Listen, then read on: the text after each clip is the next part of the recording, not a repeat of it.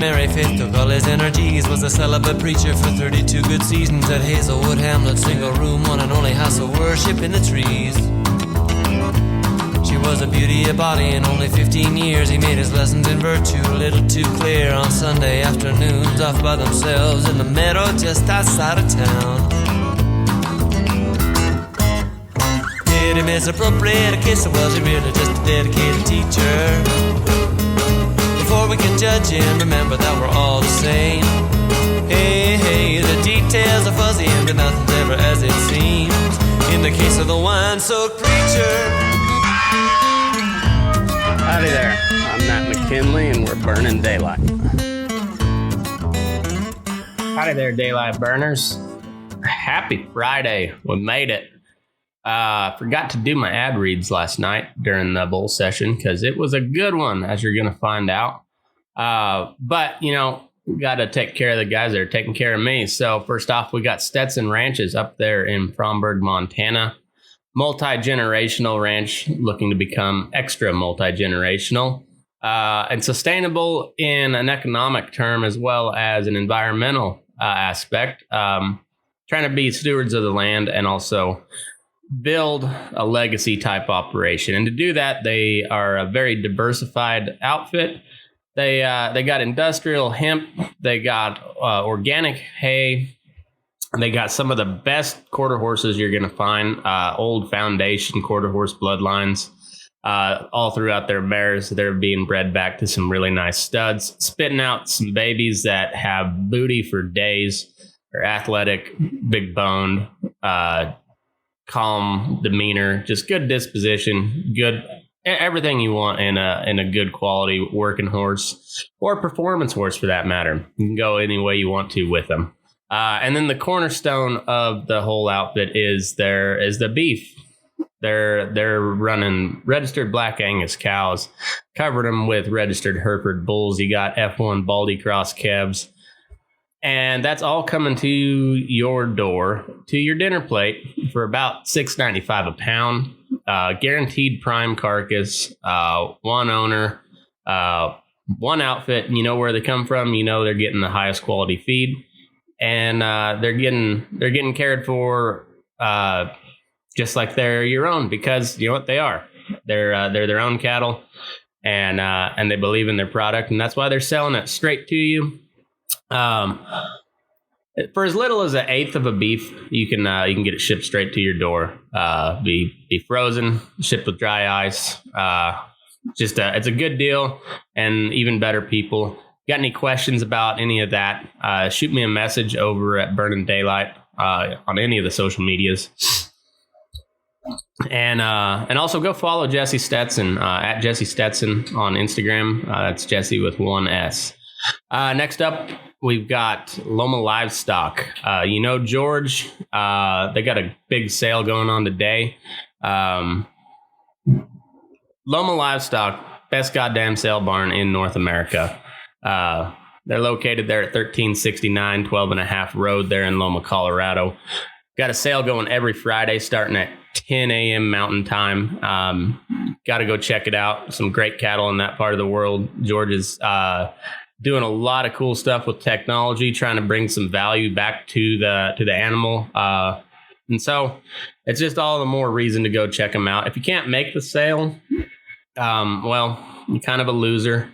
But we'll forgive you because you can head over to dvauction.com, click on the Loma Livestock tab. You can watch the sale right there, and you can also bid live.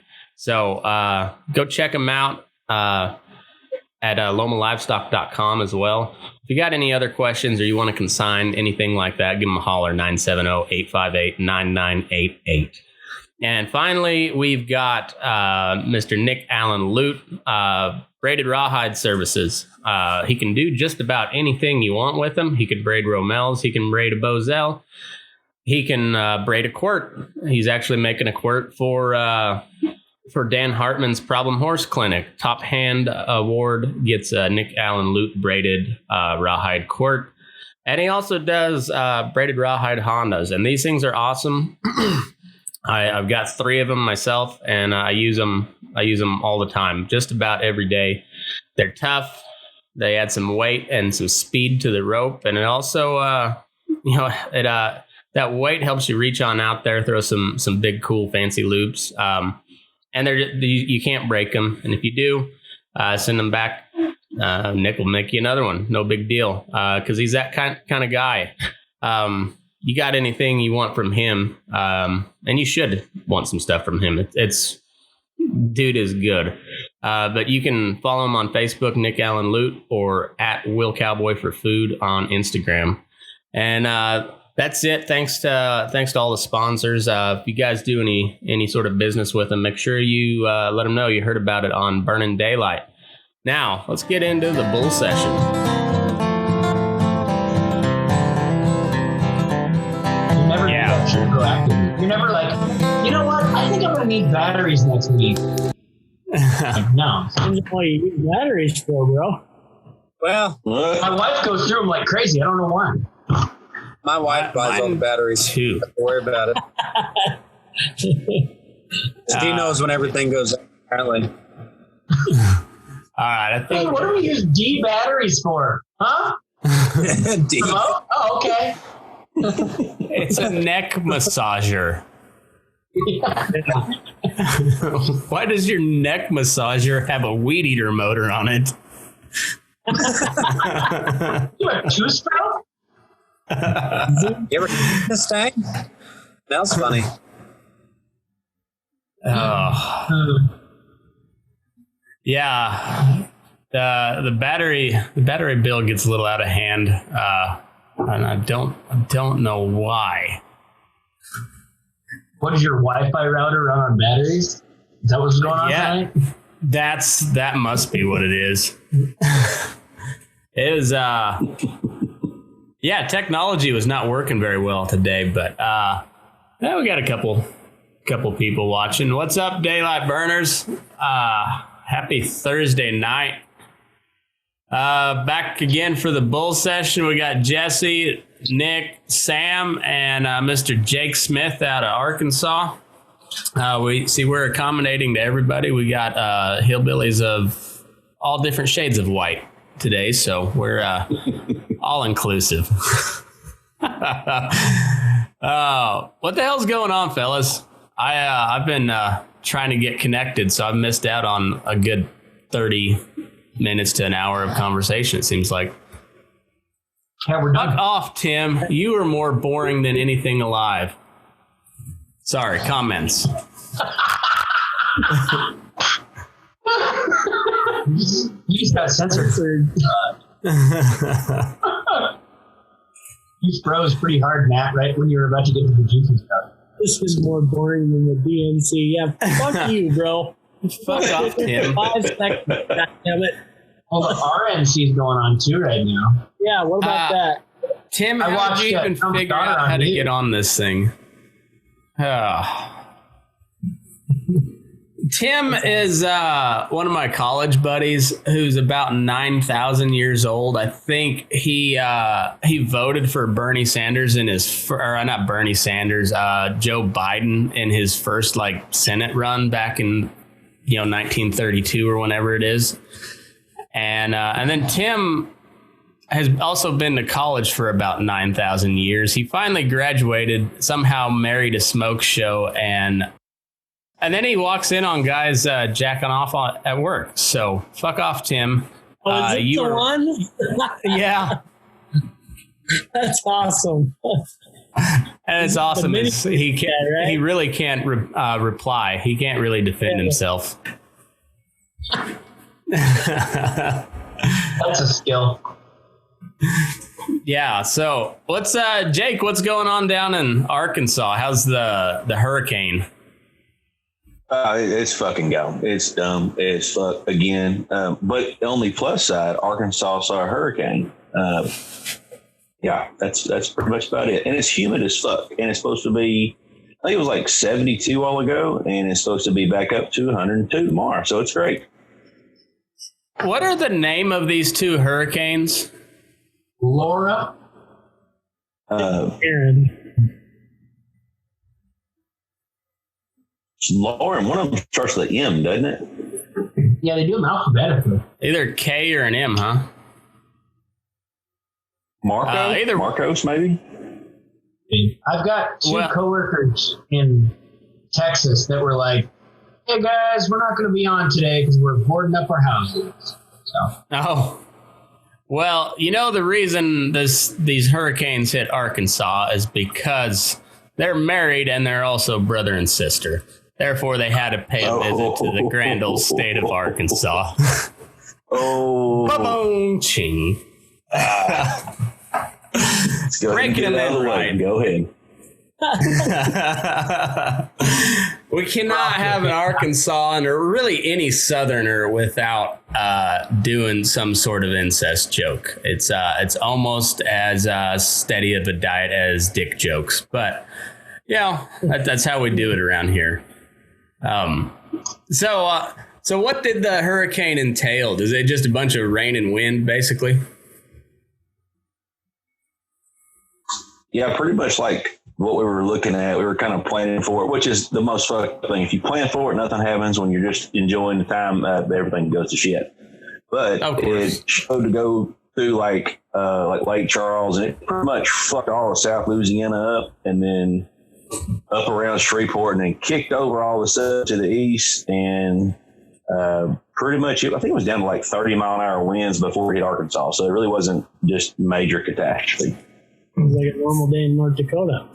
I was saying 30-mile-an-hour winds. That's a light breeze on the Great Plains. So I'll be right back, guys. I gotta go inside. We'll wait here, Nick. All right. Well, don't go anywhere. We'll be here. Yeah. So. Then Jesse, by the way, 321.5 feet above sea level. All right. All righty. 300 and some feet. It. That's, man. Dozens of feet above sea level. That's the biggest 300 feet you ever did see. I did, and that elevation shit is real. I lived at 6,000 feet for a long ass time. And where I'm at now is like 26, and I lived here for 3 years. And I go back last month to go do a hike into my favorite lake, and it starts at 57, ends at like 75. And I got altitude sickness for the first time in my life. Hold me down. I was hiking in, and I had the foresight to go to Sportsman's Warehouse and get one of those little oxygen deals, and it saved my life. Like just breathing through that thing for a minute, and then I was getting dizzy and like sick, and like a dumbass, just kept hiking, but made it count. So I've never experienced altitude sickness. I've always kind of made fun of people. Yeah, tough it up. Suck it up.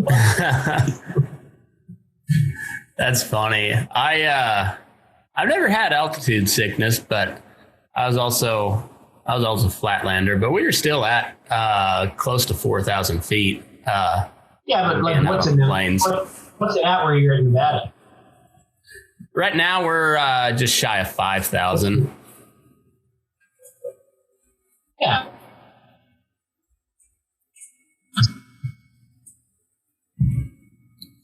Sounds terrible. Oh, it's great. You don't get to that much humidity. It's great. Well, what's fucked up is we have a ladder truck downtown that's 107 fucking feet, and then altitude is 320. So we're halfway there going up the ladder. So that's cool though. That's funny. The lowest point in Colorado, which was about 45 minutes from where I grew up, is still 3,400 feet, I think, something like that. 34, 36, something like that. What are you guys at there in Fromberg? We're at like right at 3,000. Okay. But we're up in Steamboat, man. That was at 7,000, I think. Oh yeah. Yeah, because Steamboat and Hayden, they're way up there. What's Craig's at? What, like 6,000, something like that? Yeah. A little bit lower, yeah. Yeah. Yeah. It's the opposite. But I've never got. I mean, I went to college in Indiana and fucking lived in Michigan for longer than I should have. So I never did experience that shit. Coming back. That sucks, Sambo. Yeah, poor me. Back home, bro. Yeah, I know. I'm still working on the wife. I still want to move back. It's just not home here, you know? Yeah. It's cool. It's cool as shit. Yeah. And, if there was one state that's never going to go blue, it's Idaho. Right. But Idaho it's not and home. Utah, I think those are the last true stalwarts that will I never. can't imagine Wyoming ever yeah. getting blue. Yeah, so Wyoming, Idaho, Utah, those are the last three that never stand a chance of going liberal, but but you never know. I never thought Jerry Falwell was going to leave Liberty University, but he's going to go hide in a corner here for a while. Closet. Just to watch those. Just to watch. Yeah. Just to watch. Wow. Allegedly. That was a good one. Allegedly, yeah. For all daylight burner tourists, visitors, every Jerry Falwell joke comes with the disclaimer of allegedly from here on out. Allegedly. Well, he's not on trial. He's not on trial, and he's actually not even accused of doing anything illegal. Just extremely weird, and Just in the court of public. Yeah. you could say that Jerry Falwell classic is guy. indeed a giant wet ass p word. He's probably dry ass p word, but Yeah. yeah, There it is. Dry. Dry as fuck. dry. Yeah. Well, he's not as dry as Ben Shapiro's wife, which poor lady. She just to make him feel better, she told him it's bad medically if it's wet.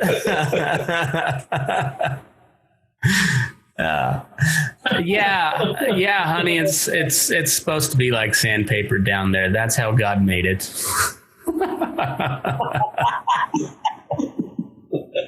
It's totally not you.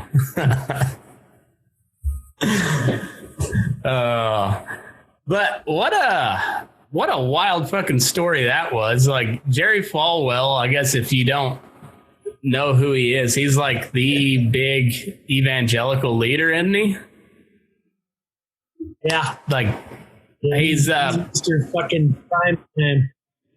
he's like Mr. Conservative evangelical leader. Like he's was the president of Liberty University, which is like the main like conservative university out there, and he has been leaked, not accused, I guess, been leaked that a basically amounted to a 20-year-old pool boy got to fuck Jerry Falwell's wife, Becky Falwell. Not a bad-looking lady. While Pastor Jerry sat in the corner and watched. I wonder if he critiqued it all. You know, I was doing some research on it too, and apparently there have been some other activities where more men were involved, and Jerry Falwell would actually participate. They'd sit in a circle, and he'd tap each of them on the head. It was called cut goose.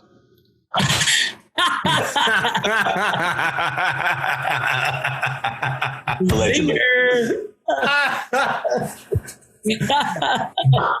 Bam. I just That- it's just gotta be true. And that's that might be the best one of the night. I don't know. Well, I'm sure there's going to be more, but fuck, that was a good one, Sambo. Well, I guess what kind of started this whole deal is Jake posted a meme in the bull session the other day, and I don't remember exactly what it was. I remember it was hilarious, but it was something about Jehovah's Witnesses and basically you're showing up to the door naked or something like that. Which I've always said allegedly. I'm not going to show up to the front door with a shotgun when my little girl has her first date. Like, I'm going to show up with a wife beater and my boxers, and that's it. Just like scratching my belly button and be like, "Hey, I got one of them skin flicks on. You want to come in and take a look?" And just freak him the fuck out from the get-go, and that'll be the end of that guy. So there'll be no violence involved, and it'll be a hilarious joke. I'll make sure, maybe I'll live stream it. Yeah. Oh, please do.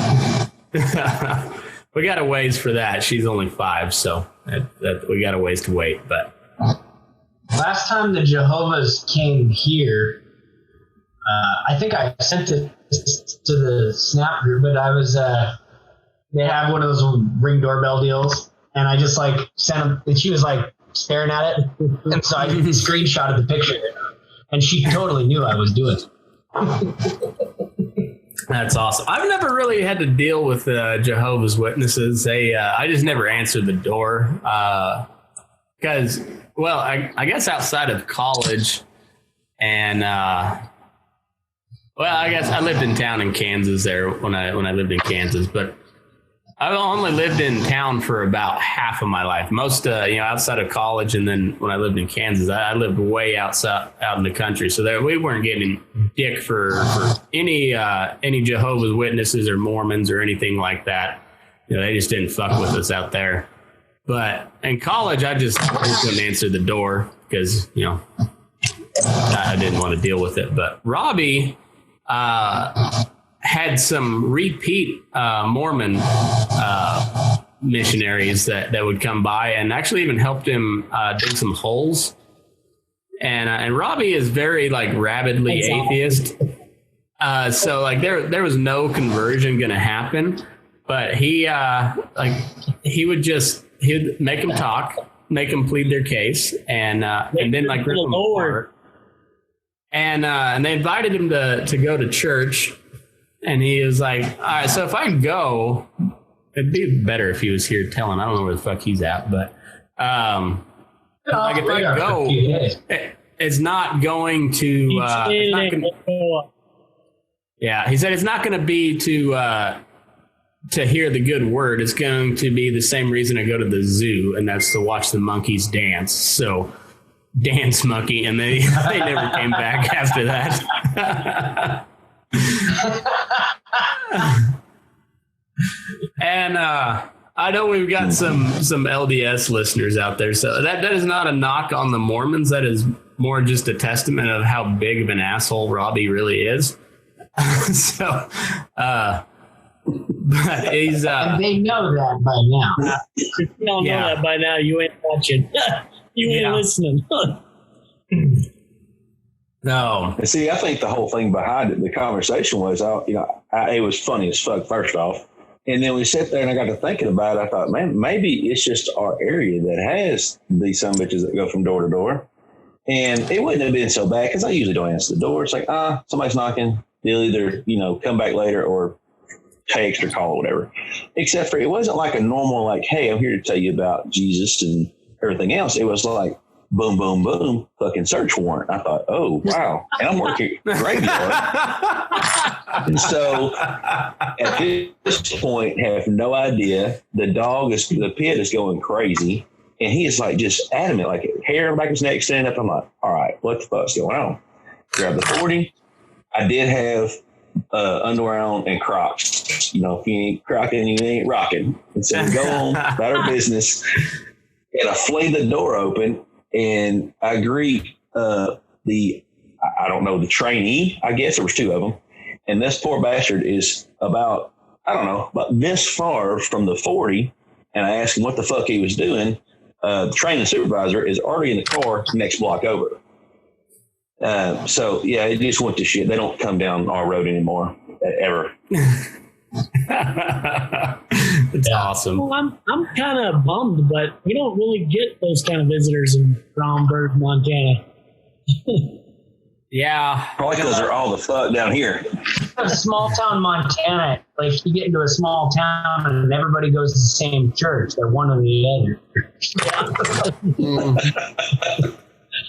Yeah. I think the worst part is we're sitting there and they're 30 miles away is the nearest, whatever their church is. It's like 30 something miles away. I thought they drove 45 minutes to come get a face full of steel. I don't know. I don't know.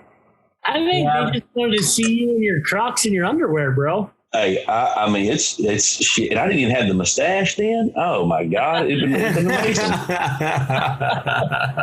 Yeah, I've heard that, Jake, I've actually heard that they go on missions in places where they really like to see where unfortunate people live. So that's probably. I guarantee it, they do. Shit. Oh, another Arkansas. If they'd been more inviting, I would have offered them a Busch Light, but they weren't that inviting. Busch Light today. My dad has been just like, he has this knack for just finding like weird people that like there was this guy that was riding his bike across the country and he kind of looked like an extremely old Forrest Gump, like just, yeah, you know, like when that scene when Forrest Gump's running across America, like add about 30 years onto that and you'll have this guy with his bicycle. And my dad got to talking to him at the gas station and invited him over to camp out in the front yard and eat supper with us. He was an interesting old fuck, but like most people ain't ever, they're not even gonna, you know, they try to not make eye contact with that type of guy. And my dad's like, let's go start up a conversation with this guy and invite him to the house. And but I get we're, you know, heavily armed, so there was no real concern about anything. But I don't know. It's my dad's. He's done I can't remember how many times he's done shit like that. But the weirdest people you ever meet. Interesting, just weird. I don't think any of them were Jehovah's Witnesses, though. Yeah, and I don't even like. Are there?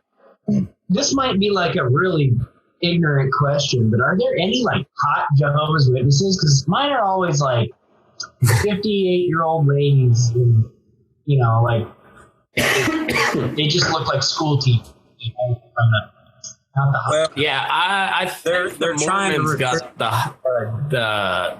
I think the Mormons have a monopoly on the hot lady missionaries. Yeah, they must. I think. It's just not a good selling point, you know. It's like, hey, yeah, You know who does not have a monopoly on missionary? Jerry Falwell. that missionary position is all over the place. That's a fact. Allegedly.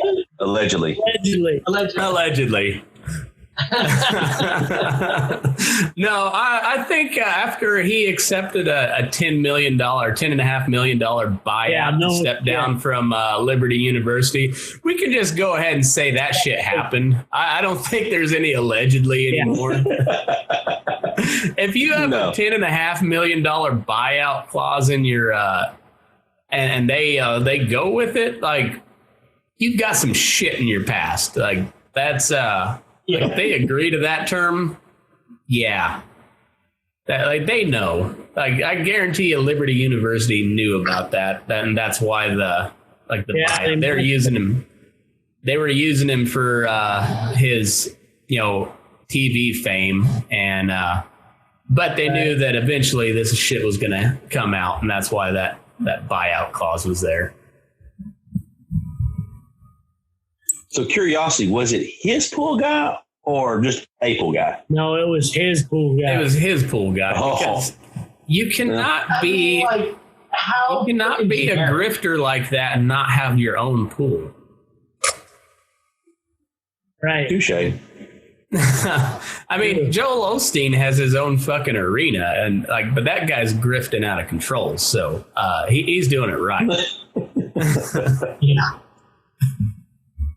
So I got to doing a little bit more digging in that. apparently in like 15 or something, there was a shooting, wherever, obviously in California.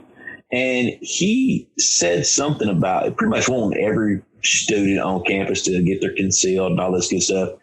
And the quote was to end the Muslims before they get there.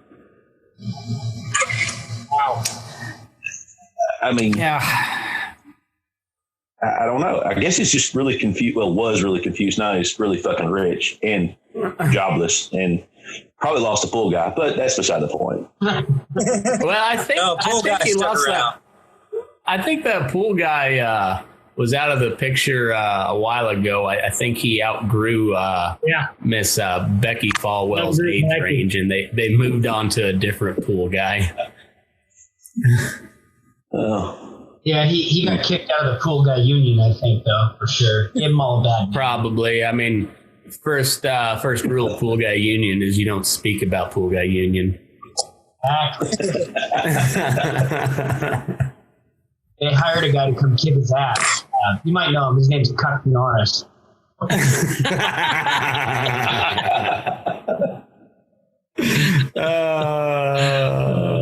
Sam for the win.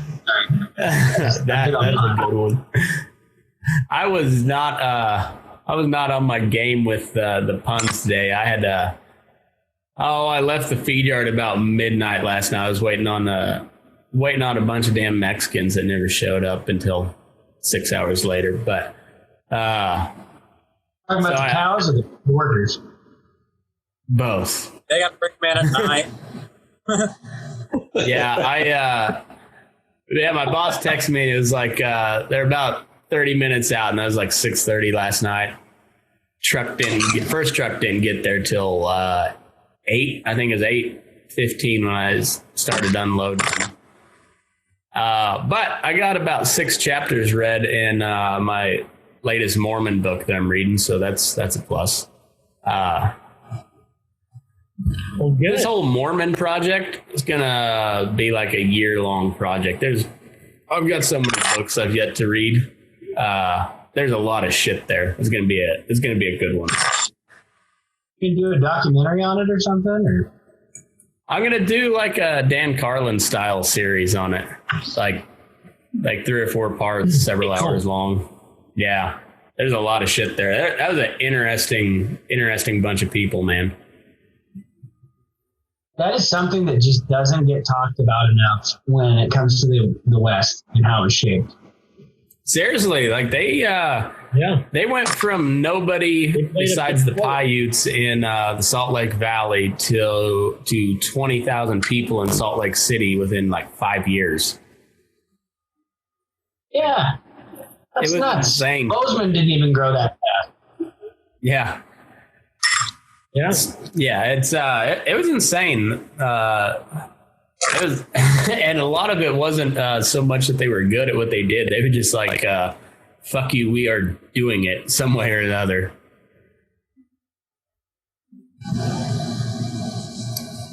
Plus they had a whole lot of tithing that tithing funds that they could use to build up their empire there, which they were breeding like rabbits too, man. I mean, to be fair, they had like 7 wives each, right? So Brigham Young had 40 something.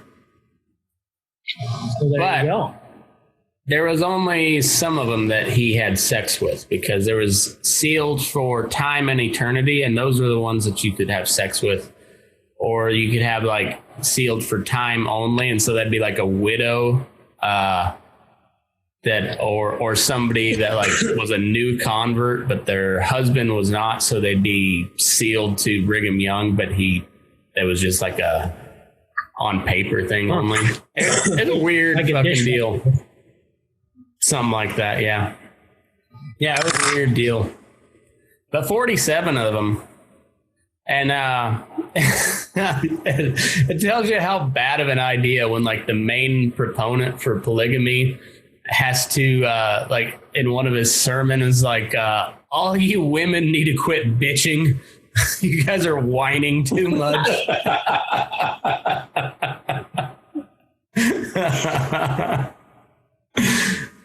That's documented.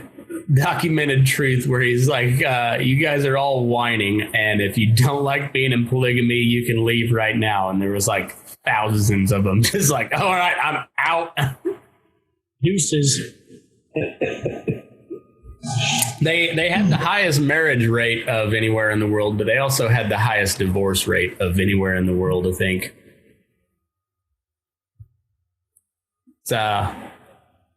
Yeah, you imagine like when your wife is like, who you talking to? Where you at? And instead of saying like I'm recording a bull session with the boys, like, shut the fuck up, I'm with my other wife. It's her night, damn it.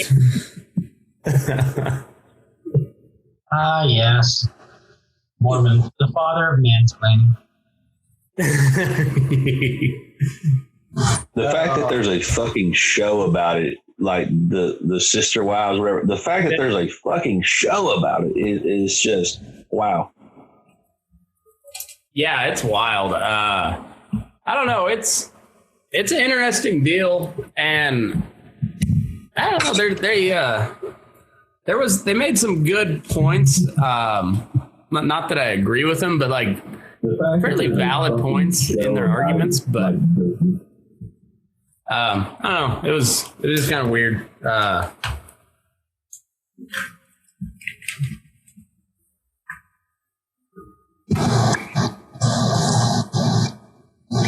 Technical spectacle.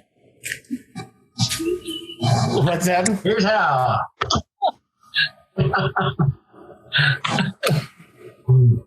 Oh yeah, I got mine right here, fellas. There it is. Sorry. Oh, there it is. Hey Jake, you want a bush light? Oh, please.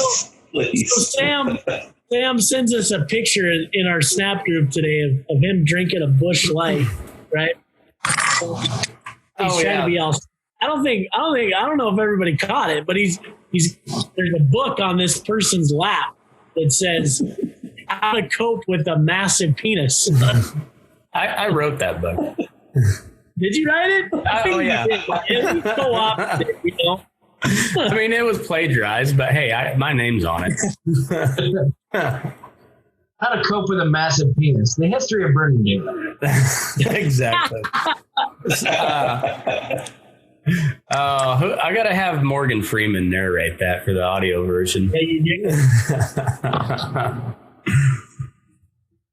Oh, yeah. So, has anybody else had any weird like cult encounters? I mean, like aside from burning daylight, that we're not a cult yet. I've not reached that status, but Trying to get. I'm trying to get better every day. Yeah, when you figure out that tax deal and make this a religion, let me know. And you know what? Being a decentralized cult, we'd really give the ATF a run for their money. They'd have to hire like 16 bands across the country. Yeah, Oh, man. Wide deal. Yeah, that will bankrupt the country from the inside. So, it's not it's a solid plan. That's the way. It's the American dream. It's the American dream. Yeah. So far we've got our main tenets of the Church of Burning Daylight is capitalism and lonesome dove. So those are the two main pillars. I think we can. What's that? And the Constitution of the United States. I'm good with that. Yeah. Minus the whole income tax amendment. Like if we throw that one out, Yeah. I'm good with that. The 1776 Constitution. Yeah, So not Woodrow Wilson's Constitution. Yeah, none of that like women voting and shit. Oh Don't need that. no, absolutely not. Absolutely. One vote per household. And we're gonna have Mike Judge, Matt Stone, and Trey Parker as the prophets. They've pretty well predicted 2020 up to this point. I guess we could put Matt Groening in there too. He's a time traveler. You should, yeah. He really knows his shit. Mm-hmm. I'm not going to put him on the same level from a comedic talent as he's pretty damn good. I'm not saying that he's not a comedic talent, but Matt Stone, He's Trey a time Parker. traveler that made a show about time travel. Yeah. He deserves to be in the picture for sure. I don't think I'd put him on the same level as the South Park guys or Mike Judge. Idiocracy, I mean, could that have been a more accurate movie? The Prophecy, you mean? Yeah, The Prophecy, The Revelation. The Book of Idiocracy. Yeah.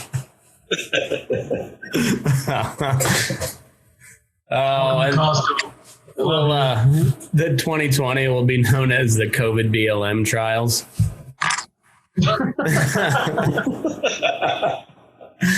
Holy fuck. That kid in Wisconsin is going to be fucked for a long time. Like, So did y'all see who the lawyer is for the guy? No, who is it? Okay, so do you remember the dude? Fuck, he was a kid. Remember the kid that had the MAGA hat on?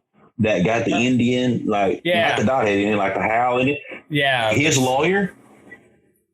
What was his name? Sandman or some shit? Yeah, Nicholas Sandman was the kid. Yeah. Okay, his lawyer is going to be the young dude that did the blasting, his lawyer.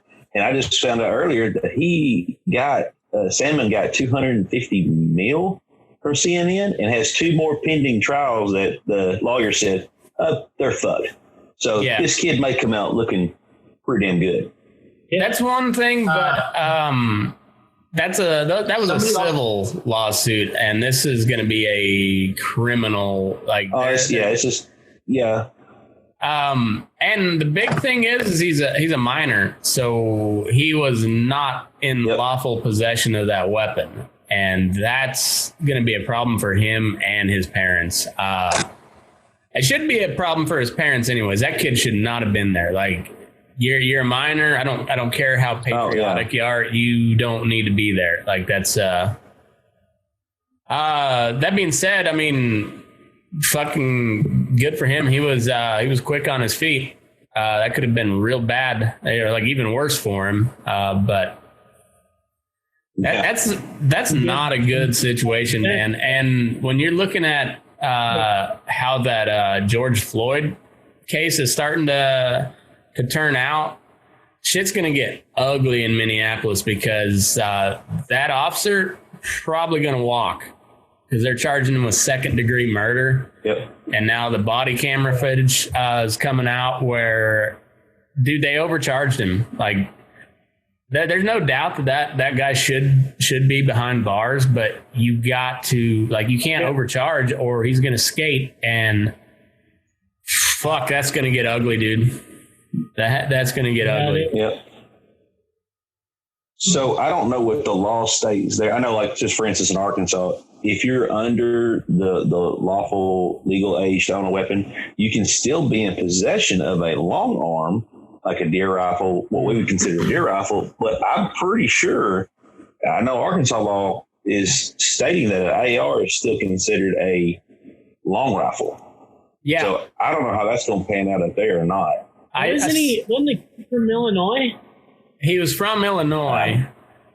Somewhere. And he's fucked up gun laws in the country, man. He's probably fucked. But it happened in Wisconsin, so that's going to save him. But most of those laws state, like, you can be in possession of a long gun for hunting. And if he says he was hunting, then he is properly specifically fucked. Yeah, if he said he was hunting that night, he is properly fucked. But that's not going to be a good situation either, because I don't know. Actually, I really don't care what happens to that guy, because, dude, you shouldn't have been there. Like, you're too young for that. Right. And he literally carried that can of gasoline into a fucking fire, man. Yeah. Literally. Now, and I'm all for people, like, standing up for private property owners, and especially in cities where, like, they have those restrictive gun laws. I think there should be people out there, but if you're 17, man, stay the fuck out of it. Like that, because that's not that. If you get in trouble, you know, whatever. I mean, that you take that risk, but when you're 17, then you're bringing your parents into the whole deal. And even if they don't get charged, those people are going to sue the fuck out of them. And he's done for a while. Yeah, it's like his parents are probably ruined financially. Have they said who owned the firearm yet, or?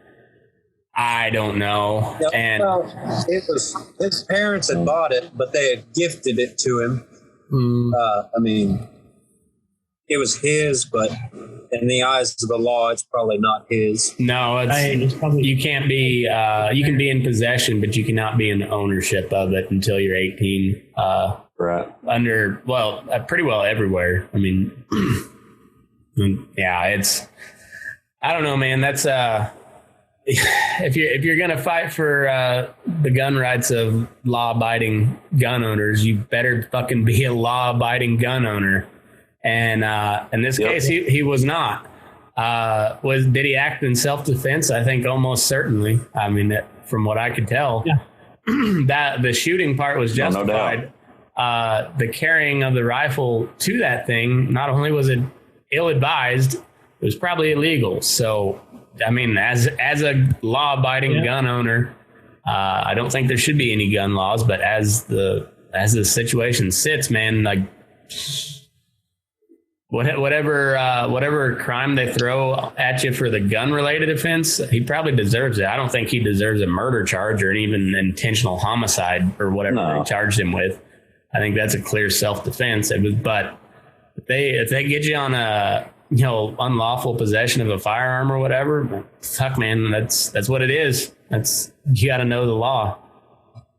Yep. Especially if you're going to go open to a fucking riot. Exactly, but all in all, he fucked that dude's arm up, son. Dude, well, yeah, the dude's biceps gone, and another dude, skateboard dude, got a round right through the fucking heart, and another dude got shot in the head. I mean, his accuracy cannot be called into question. His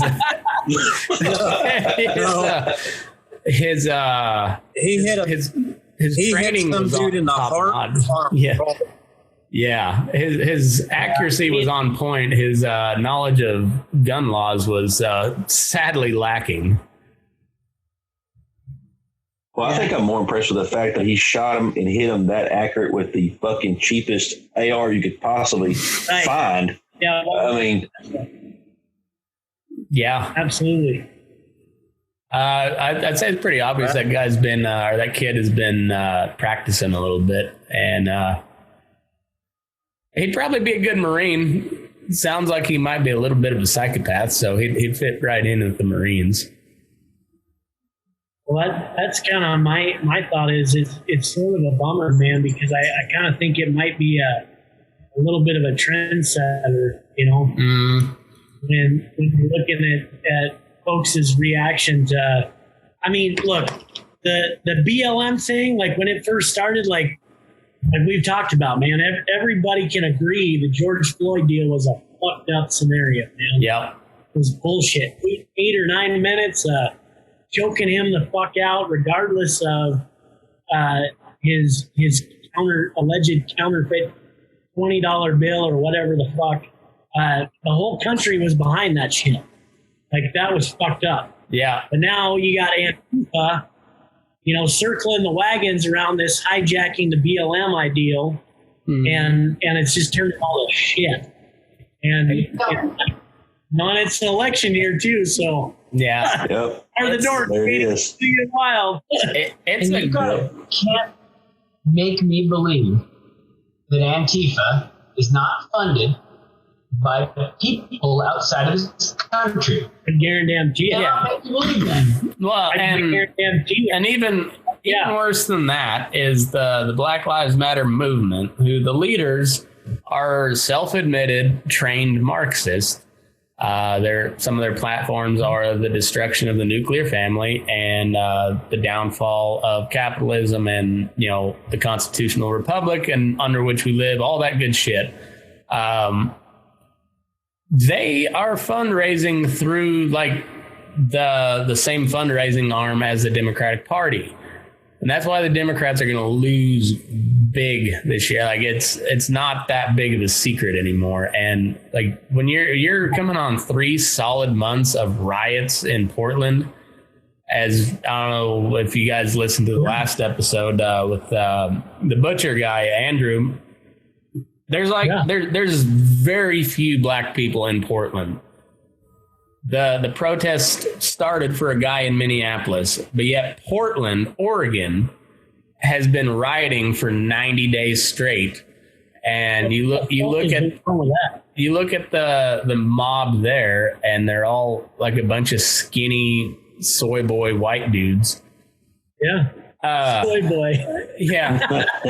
Literally, that is what they are over there. And rocking their chai tea lattes. Yeah, and honestly, I think of all this whole thing, Trump has played this scenario perfect because he's like, "Hey, we'll help you.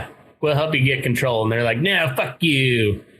And then they try to storm a federal building, and he's like, "Nope." And we're doing surgical strike here, and it was just. Have you guys listened to the Drinking Bros? Oh yeah. They called them the jump out boys. Just jump out of the van, grab a dude, yank, pull him back in and detain him or whatever. But and then, you know, everybody says like it's Trump's secret police. And no, they're protecting a federal building, and everybody that they pulled out was on video doing something wrong, and they had warrants for them. Or they detained him, questioned him, and let him go. I mean, it was pretty. It was way better than sending just a whole bunch of border patrol agents with fucking billy clubs and tear gas and just beating the fuck out of the mob. It was way better, and then this even in Kenosha, that the Wisconsin governor refused federal help initially until people started shooting, and he's like, "Oh, okay, yeah, send in the feds." I'm not a fan of sending in the feds at all, but I mean, if you're not going to take care of it at the local level, the feds ain't going to let it stand by. I mean, they're not going to stand by and just let it happen. And eventually, he's going to invoke the Insurrection Act, and it's not going to be a good deal. Like, it's not going to be a good deal. And dude, I don't see how any of those governors and mayors get reelected. Right. Brad Little's going to get elected again because Idaho's open. Yeah. Well, the thing it's funny though how the left is spinning it, because he's like, listen, I'll send you National Guard folks to help you shore this shit up, protect your businesses, get your city under control. And they're trying to spin it like, no. He's trying to militarily, control. That's not the case, man. He's like, here's a bunch of troops. You as the governor can control them. Do what you wish, And they're like, no, fuck you. We can govern on our own. Yeah. It's a fucking mess, man. They pulled up the fucking drawbridges in Chicago to isolate downtown. And, but then they're finding out, like, once you leave the downtown areas and you start going into residential neighborhoods, that shit is not flying. Like, dude in Fort Collins got wailed on. He also pushed a veteran in a wheelchair, and then he got fucked up. They tried to go into residential neighborhoods, and fucking Ken and Karen McCloskey or whatever their names are. The fucking Gomers with their and they got their guns confiscated for defending their own property. Regardless, their firearms handling was god awful. But they were well within their rights, and their guns got confiscated. Have you guys heard much about that lately? I haven't recently, no. No, I know those weapons were not fire. At the time they were pointing them at the riot, they did not function properly. Yeah. They were used as a prop in a court case, and to bring it into the courthouse, they had to disassemble it and put the spring in front of the firing pin so it wouldn't reach. Yeah. So they did not function. They were not technically firearms, but the DA there in St. Louis had them taken apart and reassembled to firing order, so that when they put it into evidence, it could be labeled as a firearm. So they're trying to fuck them over real good. Oh, yeah. Yeah. I don't think I think it's all pageantry. Well, Missouri is another one of those, like, really split states. So you've got St. Louis, where most of the people live, that's super, super liberal. And then you've got the fucking Ozarks. I mean, they're not quite as hillbilly as Jake down there, but like pretty damn close. Hey, I will say this. There might be some sister twisting going on in Arkansas, but ain't nobody fucking with us down here yet. That's true. There's nobody going to fuck with you guys, that's for sure. You know what they say, Jake? There's a crock hanging on the door of the trailer house. Is there the hurricane come through, dude? There ain't no trailer house, remember? None. Oh. I went and just brought up that Ryan Bundy was just arrested in Idaho, in the Capitol. Ammon Bundy. Today. Ammon. It was Ammon, yeah. He was loitering is what they got him on. Really? He was sitting in the press zone. I read the report because the state police put out a report, and it was like he was sitting in the press zone as a citizen journalist or something, and he wouldn't leave, and I don't know.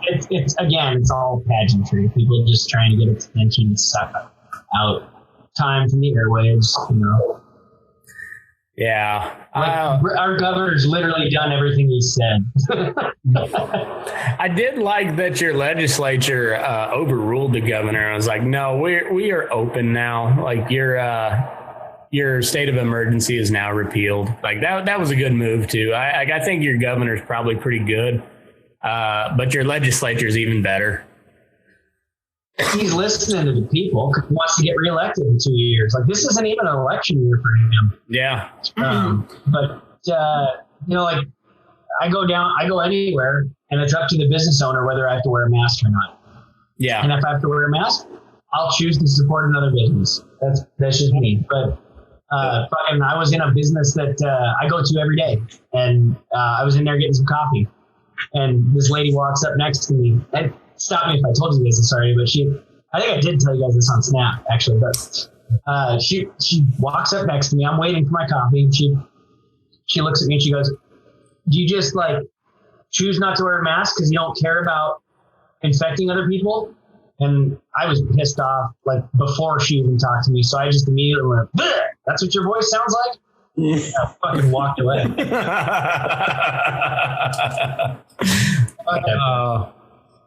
That's that. I've not had a whole lot of bad interactions, but I don't know. It's because you don't go to the yuppie spots like I do. God, I hate it. There's some good damn coffee in those spots. I went to, I think one of the only times I wore a mask was to the Apple store, and then I regretted it because they weren't even able to help me anyway. So I was like, God. But as I said, they're private business. I can either go somewhere else or I can suck it up and put a mask on. Most of the time I will go somewhere else, but there's only one Apple store in northern Nevada. So yeah, I had to take one on the chin, I guess, and whatever. There are some businesses in Coeur d'Alene that are requiring masks, and I can get the foot traffic that the ones that don't are. And I'm gonna the numbers are going like this. I gotta go to Nebraska next month. I gotta fly, and now they're starting to put people on a no-fly list if they refuse to wear a mask. So I'm going to call my doctor and see if he will write me an exemption note. Because he's Can pretty you cool. get an exemption for glaucoma? I don't know. I hope like so. marijuana? I do have a cataract though, so that might work. Modern times. That's a different piece of paper. It might have been Nick. It's all the same.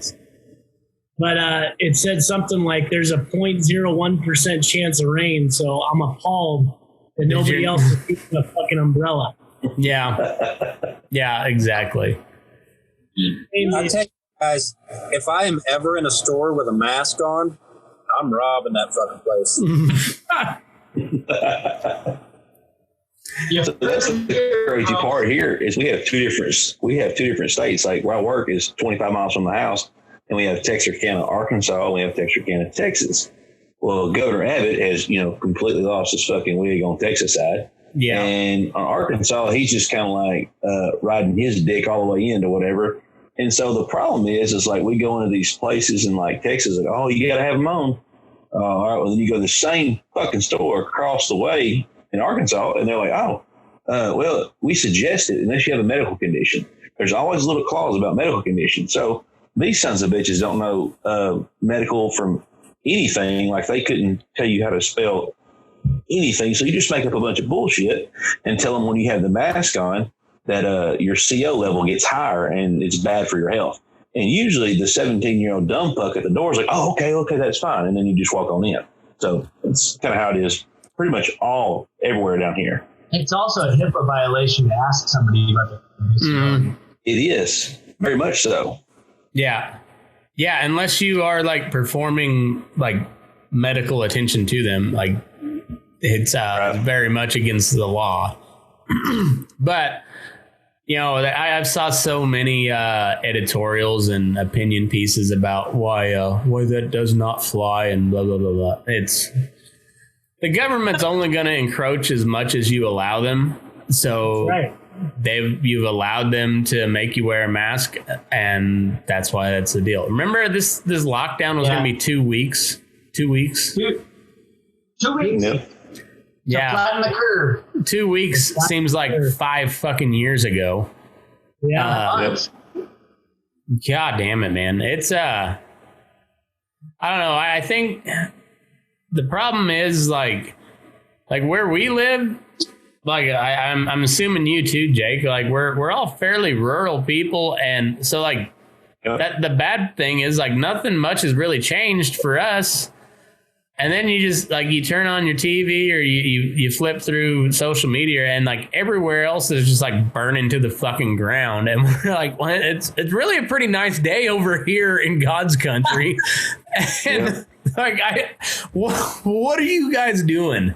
And it's a good year to stay the fuck out of anywhere over like, I don't know, 80,000 people, and just just have some good quality time with your family or something, because fuck going anywhere. Like I know that like I was talking to some of my buddies from college, and I was like, man, all these city folks, they need sports to come back in a bad way, like to be able to go to sports events and just provide some sort of a distraction, because goddamn, it's getting insane. And like I'm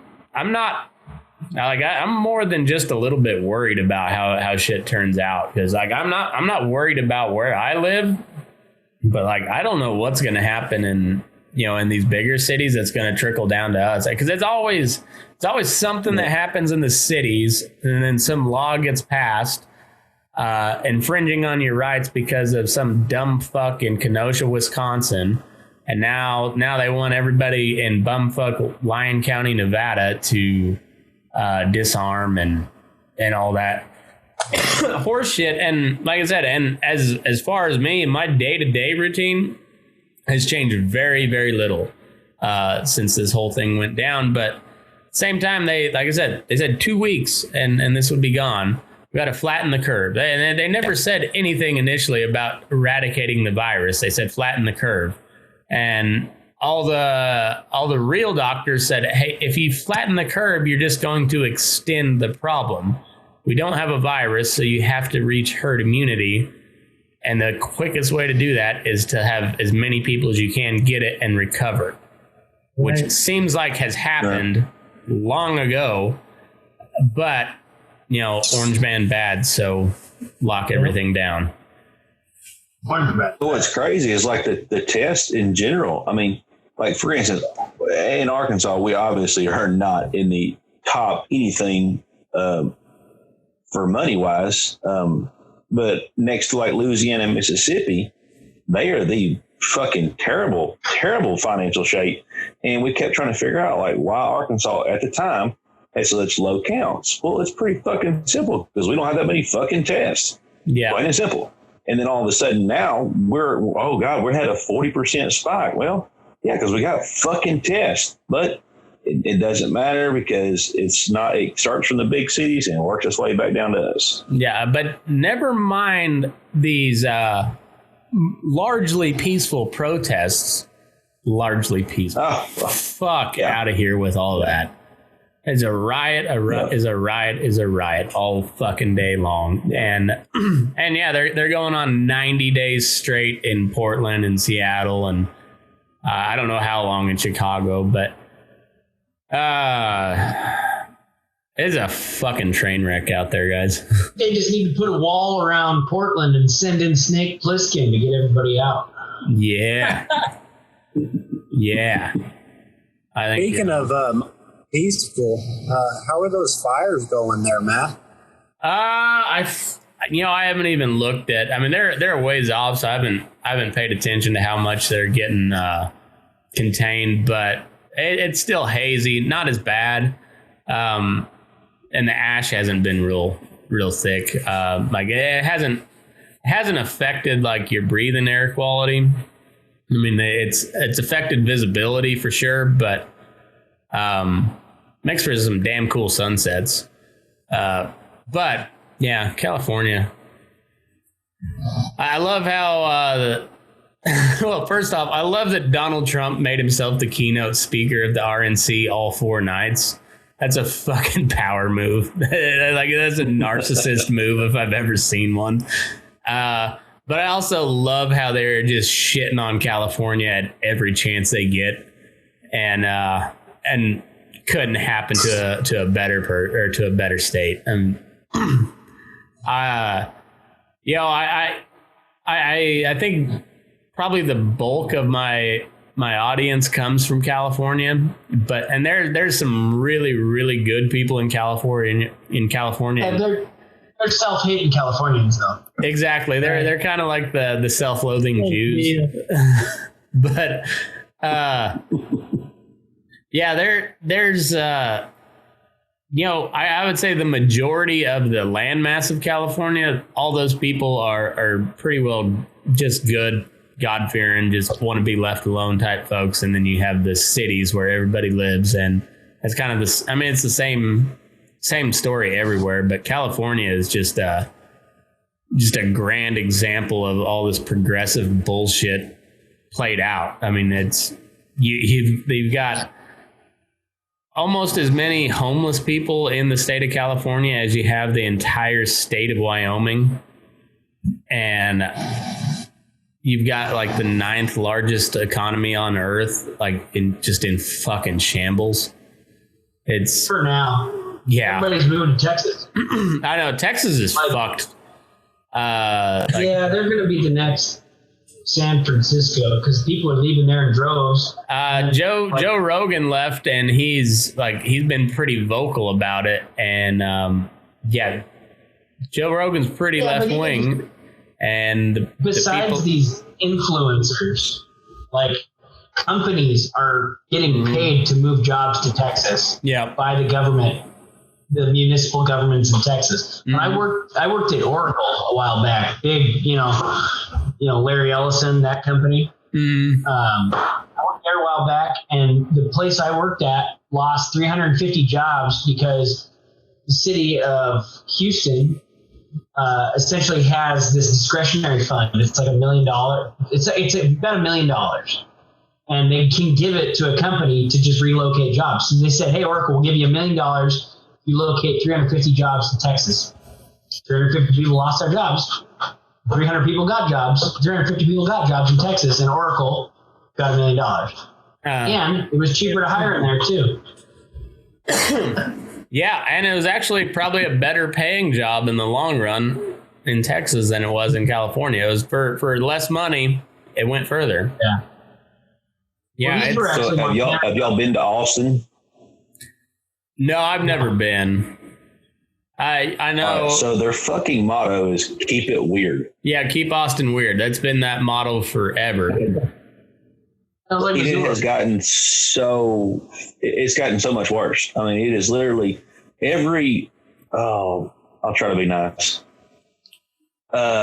Everybody who is as fucked up as a football bat that comes.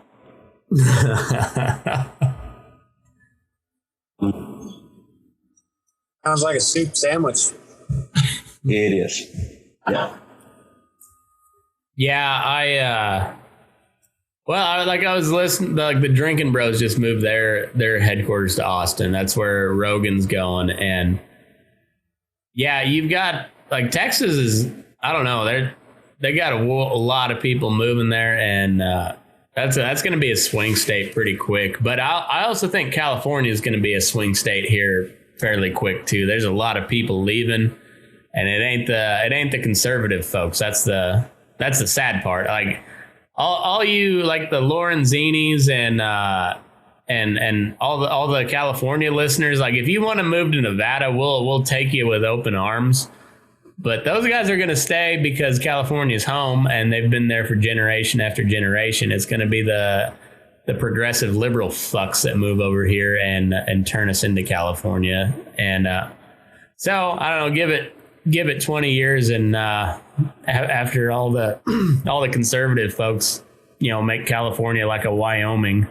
After everybody leaves, then I might move over there. But until then, that place is just a dumpster fire. Stay the hell out of Idaho. All you Californians, stay the hell out of Idaho. Get the fuck out of Montana, for Christ's sake. Montana's a lost cause.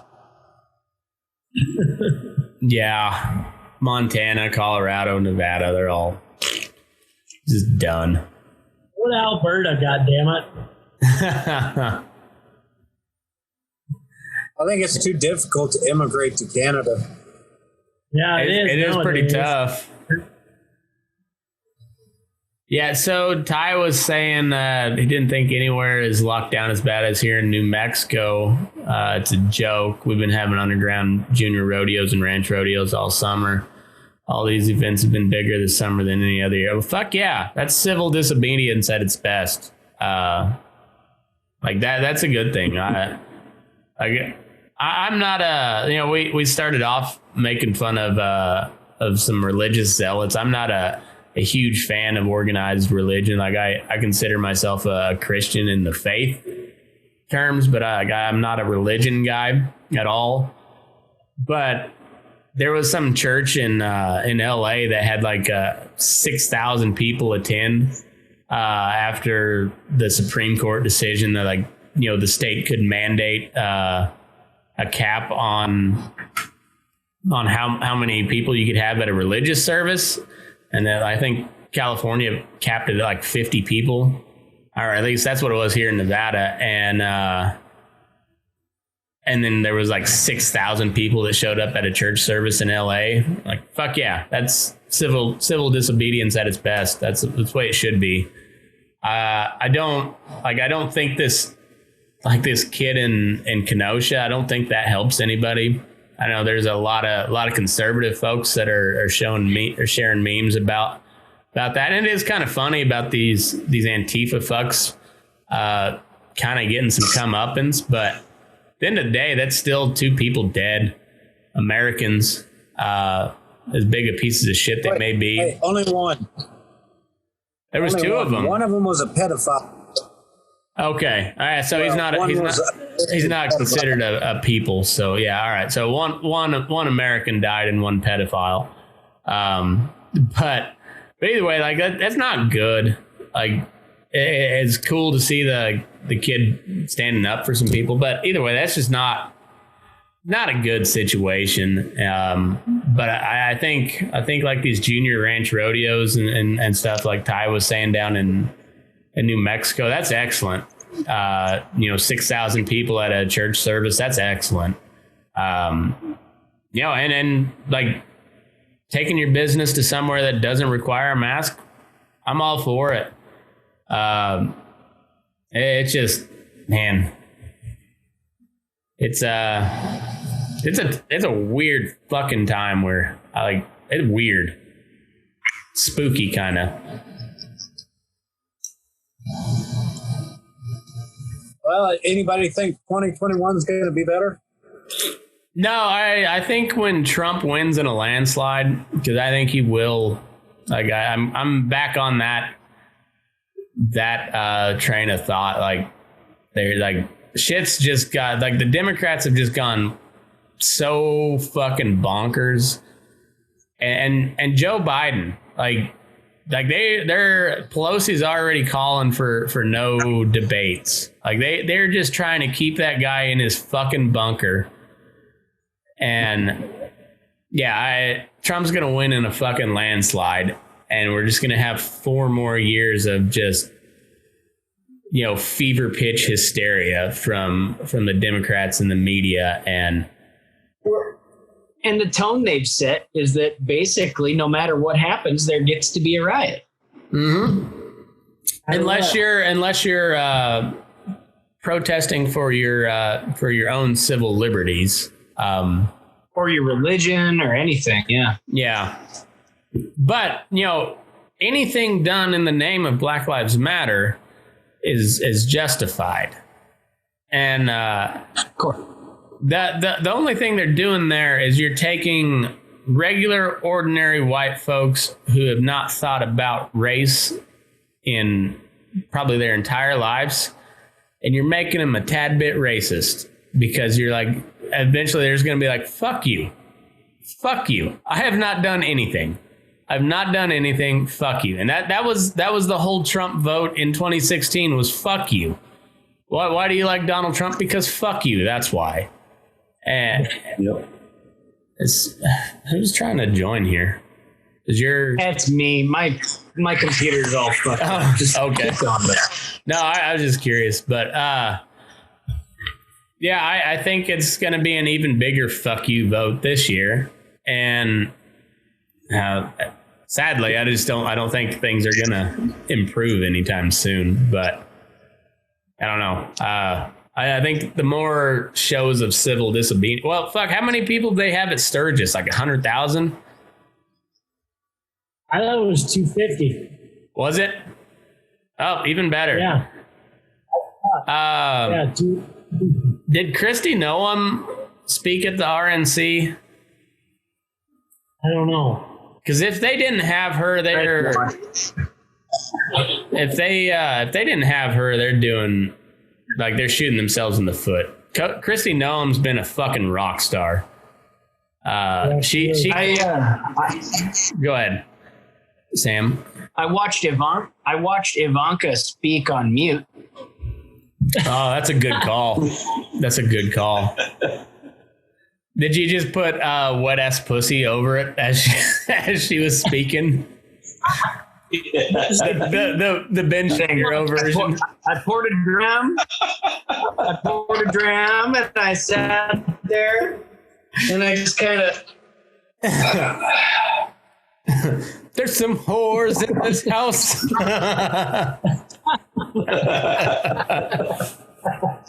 In the White House. But now, if they didn't have Christy Noam speak at the RNC, they're shooting themselves in the foot. That chick has been a rock star, and she caught a ton of heat back in like March and April. Yeah. And now she's come and she's stuck to her guns. Like, she came under a lot of heat, but she didn't shut anything down. And South Dakota's coming out looking pretty damn good compared to everybody else. And like that chick's gonna have a pretty prominent, national spotlight here, in the next couple of years, I'd say. But she's the governor of South Dakota, right? Yeah. Okay, so I want to talk about her because this is a total pendulum swing for her. Because what was it? Right before COVID, I think it was, I don't know, maybe November, when they had that meth campaign in South Dakota. Oh, right. Right. Yeah. Remember that shit?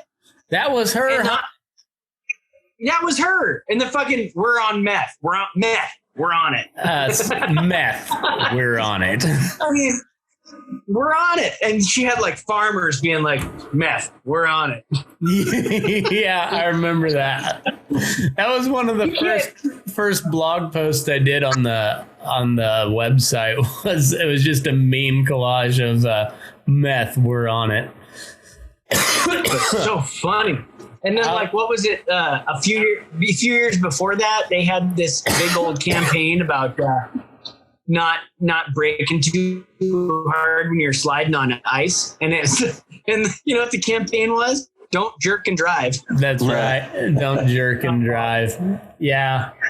South Dakota has had some shitty PR in the past, 10 years. Some just awful PR that they've paid millions for. Yeah. Well, obviously, they're all on meth. So yeah. Here was the best part about the meth campaign. The thing launches, right? And I was on her Twitter every day because she was active on it. And she leaned into that shit. She was leaning into the whole meth campaign. The country and the state of South Dakota were just livid about it. And she's leaning into it. She's like, well, everybody's talking about it, so it's obviously doing its job. It's effective. Yeah. What a joke. Yeah, but then when shit really hit the fan and like push came to shove, she's been a rock star through this whole deal where she's like, no, it doesn't make any sense to shut shit down, and now she's she's gonna be a pretty prominent figure in the Republican Party for a while, I think. She won't be a presidential candidate, I tell you that. Yeah, probably not. Because and don't put her in campaign will haunt her too. I would say don't put her in charge of any sort of marketing campaign or any sort of outrage campaign. You keep her straight on policy, and that's it. Well, when she did the meth campaign, she won all of Arkansas and Louisiana. So go ahead. Most of Wyoming, eastern Colorado, the whole state of Kansas. Most of Kansas, yeah. Most of New Mexico. My teeth are fucked up. From meth.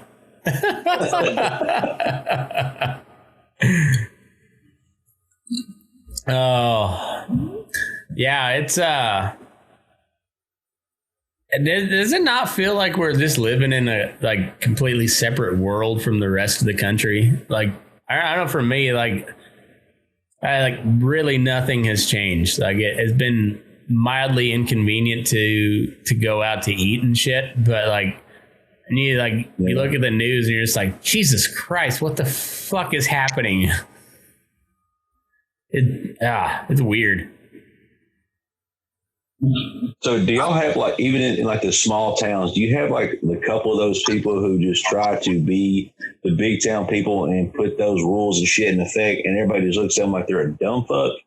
I was on a city council meeting, a Zoom meeting towards the, I don't know, it was May, into May, I think.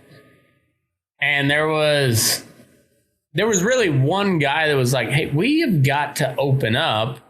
And he was pushing, sending a letter to the governor and saying no, your rules do not apply to us. They make no sense.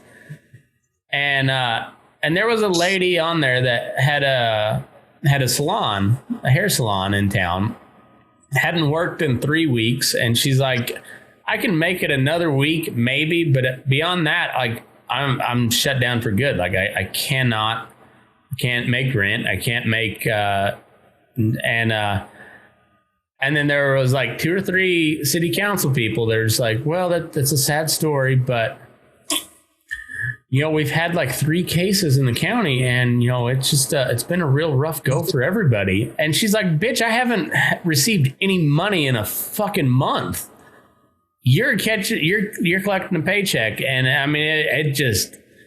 And granted, I'm also radical libertarian, so I view things from a different view. But like it just seems so tone deaf on that lady's part, and radical. I don't know. It's just Sorry, I'm delayed. There's Karens everywhere, and I don't know. Heath said everything's on fire. I'm left standing there with my marshmallows ready to party. Let's party, Heath. It's fucking weird, man. My mother-in-law is the secretary at the health department in town, and apparently they get a bunch of old ladies calling all the time, complaining nobody's wearing masks. We all need to have masks on, and we're all going to die, and the world is ending. They're like, well, I mean, it's not really going to help you all that much anyway, so get over it. But there's been a bunch of cases around us, but I think we've had like 2 cases in town, and they all get shipped off to Garden City. So as soon as they find out that they have COVID, they like kick them out of town, pretty much send them down to Garden. Do you guys ever read that? Did you ever read that short story called The Lottery?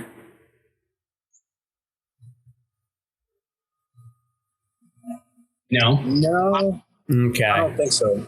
So there was we read it back in like 7th or 8th grade. One of the best teachers I ever had was my like junior high and high school English teacher, Mr. Summers.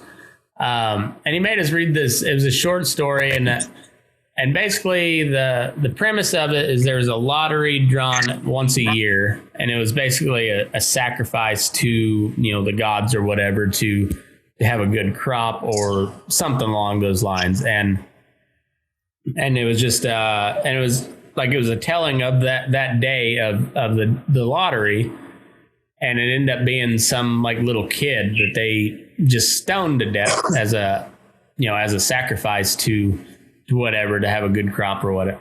And that almost feels like what it is with, like, if you get tested positive for COVID, which how many like high profile people, aside from like Joe Diffie, rest in peace, but like Rand Paul, Tom Hanks, Kevin Durant, Von Miller, like these really high profile people have all had the coronavirus and recovered. They're all fine. Louis Gohmert, that was another one. Like he got ripped to shreds. He's a congressman from Texas because he refused to wear a mask, and then he got diagnosed as positive for corona. But there's been no reporting on it after that. Like the next day, all the media was like, "Ha ha! Look at that! He got the COVID." But you haven't heard anything about how he's hospitalized or he's dead. No, he tested positive, and well, so what? Like, is he sick? Well, no, but he didn't wear a mask. Well, is he sick? Yeah. No. Is he going to die? No, he's positive, but like he's not sick. Rand Paul is recovered. Tom Hanks, as far as I know, is recovered and allegedly not a pedophile. That one is weird to me. I don't know about that one, but Yeah, I just like there. It just it used to be that like it was deaths that they were talking about. And now it's just like there's a spike in cases, and then like if you look at the death rate, like it continues to just go down, even with all these exaggerated numbers. And I just don't know how people keep falling for it. And I really don't think it's like just ignorance. I think it's just people don't want the hassle, so they just put on a damn mask. But we're homeschooling my little girl because like she's 5 years old. She doesn't need to wear a fucking mask for 8 hours a day. She is a high energy like that. She might be the first female president. I'm not saying this as out of bias. Like that little girl will probably conquer the world one day because like you cannot slow her down. You cannot have her wear a mask for 8 hours a day. And so I was like, well, yeah, I'd want her to go to kindergarten and have fun at school, but fuck no, we're not making her wear a mask for 8 hours a day. Fuck that. And I don't know. I think there's a lot of people starting to figure that out, but there's a whole lot more that just like they don't want the hassle, so they just go along, and I don't get that. I don't know. They conform to it. I don't understand it. Yeah, we got. I'm not gonna say harassed, but we got a grandma type lady talk to us. It's been a couple of weeks ago. We were on shift and we went to Walmart because it's in our district to go get groceries and shit for the day. And I had my I don't know what the fuck they want. We have to wear it at work. It's like a salt armor mask or whatever, just the bullshit, just to say you have it on. Mm-hmm. I pulled it down to talk on the phone, and this old ass hag gonna come up to us and says, "It only works if there's two masks." And she points at me and points back at her. And this dude, and it couldn't have been a better timing, come around the corner and looked at her and said, "Well, bitch, if you had two masks on, it would work." And he just walked on the next aisle. Just amazing. Yeah. Well, and like it's seriously got so just ludicrous at this point. Like if you go to a restaurant, like, well, you have to wear a mask until you get to your table, and then like when the waiter comes around, you got to put your mask back on. And if you got to go pee, you've got to wear your mask to the bathroom. But when you get back to your table, it's okay. Or if you go protest about not being able to go to work, you are definitely causing the spread of coronavirus. But hey, if you're protesting for social justice, Corona knows what's in your heart, and that's okay. Jesus Christ. I mean, what the fuck? Like there was a county in Oregon that said, if you are a person of color and you don't feel comfortable wearing a mask, you are exempt because of racism. But everybody else, you better wear your fucking mask, goddammit.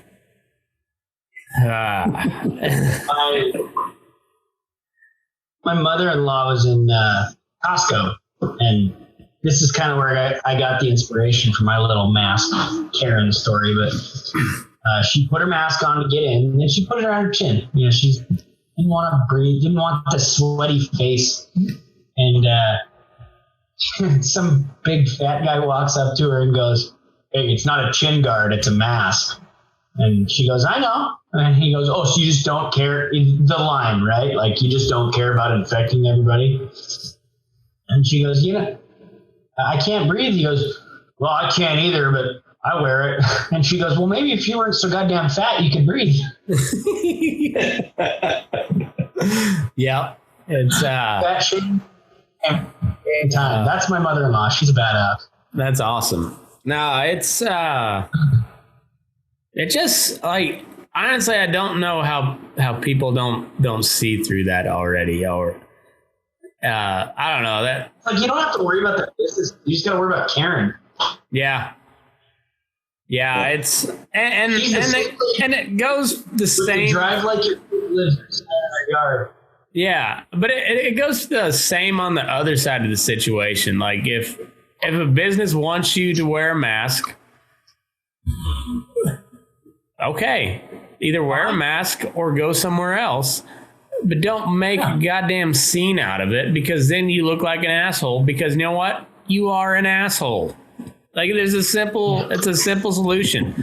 Go somewhere else or put on a mask. Like, Yep. you know, and if you go somewhere else, you're directly hurting that business. And maybe they'll learn when enough people just go somewhere else. And that's the big thing, is like, I don't care what your political ideology is, for the most part, outside of like these Antifa people. You are politically extreme until it starts to affect your pocketbook, and then you're like, I'll see things your way. And I mean, that's really all it takes. It's a market solution, but there's plenty of people just willing to go along, and I don't understand that. Yeah. I want to read y'all this letter real quick. So there's a barbecue place that's a few miles down the road, and know the guy personally, good dude. And the sign states, the Arkansas Health Department made me post this, and it has the font changes up and it says mask required and don't lick the doorknobs. At the very end, on a big sheet of paper, you are Americans, and Naaman's, which is the name of the place, hates communism, ... And nobody gives a shit. That's kind of the mentality that this whole area has right now. Yeah, that's pretty well how we are here too. Yeah, I mean, you wouldn't even know there's a pandemic going on if you were to walk the streets of Coeur d'Alene. Right. Yeah. Nobody's wearing them. I mean, there's people wearing them. I see half the people are doing like the ear thing, where they just wear them right here. Mm. Yep. See that shit? They're like, I care, but not that much. Yeah. Well, it's mostly they don't want the hassle. Like they don't want to become the Karen. Well, you can still do the civil disobedience and not be a fucking Karen. And ready to stop disease at a moment's notice. Yeah. I used to, at the grocery store, they're like, you got a mask? And no, I don't. And I just walk by, and now now they have, like, would you like a mask? Yeah, sure, I'll take one. I'll just put it in my back pocket and just keep on cruising. And now I've got one. If like I really need to go into somewhere, I can put one on real quick, just to whatever, just get my shit done. But like, I don't know. It's a good damn time to just mind your own business. Just do what you need to do and go the fuck home. fuck. I don't know. I think with everybody having to wear a mask, it's a good time to go to the bank and pull out a hefty withdrawal from somebody else's account. I swear. Yeah, I swear. First time somebody robs a bank with one of those masks on, all of this is going to be over with. Oh, yeah. Or if Joe Biden gets elected. Yeah. Or if Joe Biden gets elected. Gosh. Can you imagine? No. Can you imagine the State of the Union? Yeah. My fellow Americans. You know the thing. Send me Listen here, Jack.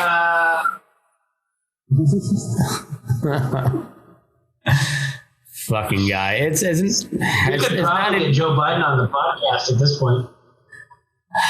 That would be like a Jamie Joe situation. Honestly. He just wouldn't stop calling. Yeah. It'd be like the Al Gore South Park deal. We're like, hey guys, well, I'm really serious about this man bear pig.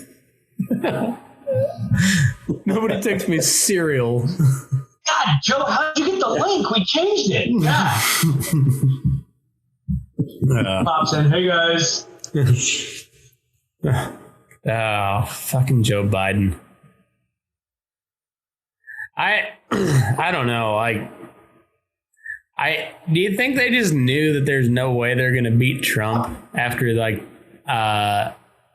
impeachment deal failed? And so they're just like, well, we'll just throw Joe to the wolves and save the real talent for later, or what?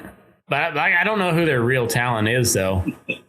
And they're so fragmented right now that they can't get behind one person. No, and the people they do put up are not impressive at all.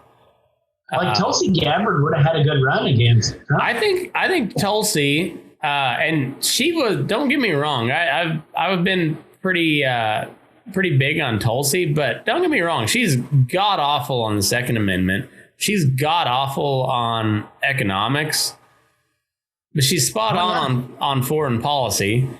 And I think she would have played better than Joe. I'm not saying I support her, but I think she would have played better. I would have considered voting for her. I probably wouldn't have, but I would have considered it.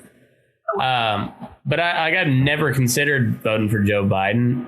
I've considered voting for Donald Trump, and I may just as a fuck you,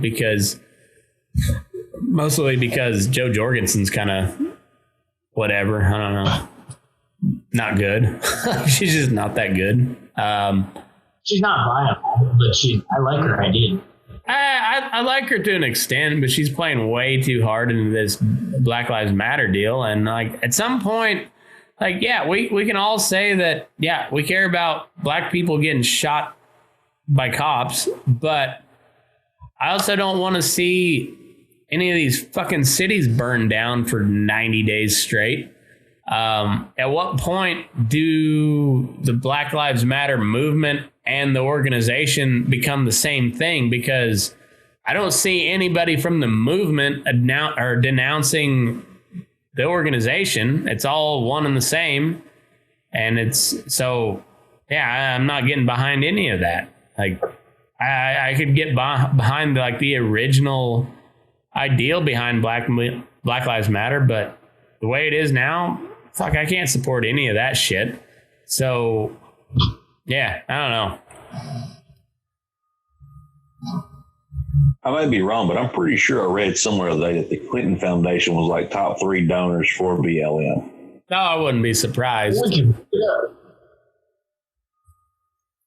know that we can look that the Clinton Foundation lost about half of their donations as soon as Donald Trump got named president too. So very, very coincidentally, they stopped. You know who the top 3 donors to Black Lives Matter are?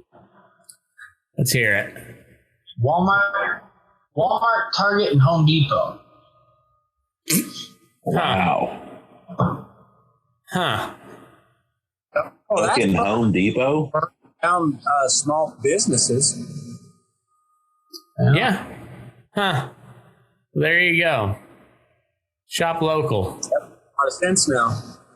Walmart, Target, Home. Let's see. So the major brands. So Walmart. Let's see. So tech companies. Google committed $12 million. Facebook and Amazon are each doing $10 million. Apple's pledging $100 million. Walmart's doing $100 million. Target's doing $10 million. Home Depot did $1 million. EA did $1 million. These gaming companies, Etsy. It goes down from there. So that's who is paying people to protest right now. Yeah, forget George Soros. It's the big corporations. And I've always said these freaking companies, these big corporations, have one foot in each camp. Mm-hmm. They diversify their investments. I wonder if Sam Walton would approve of this. Not guaranteed he wouldn't. Do you really wonder that, Nick? Or No, I like rhetorical questions.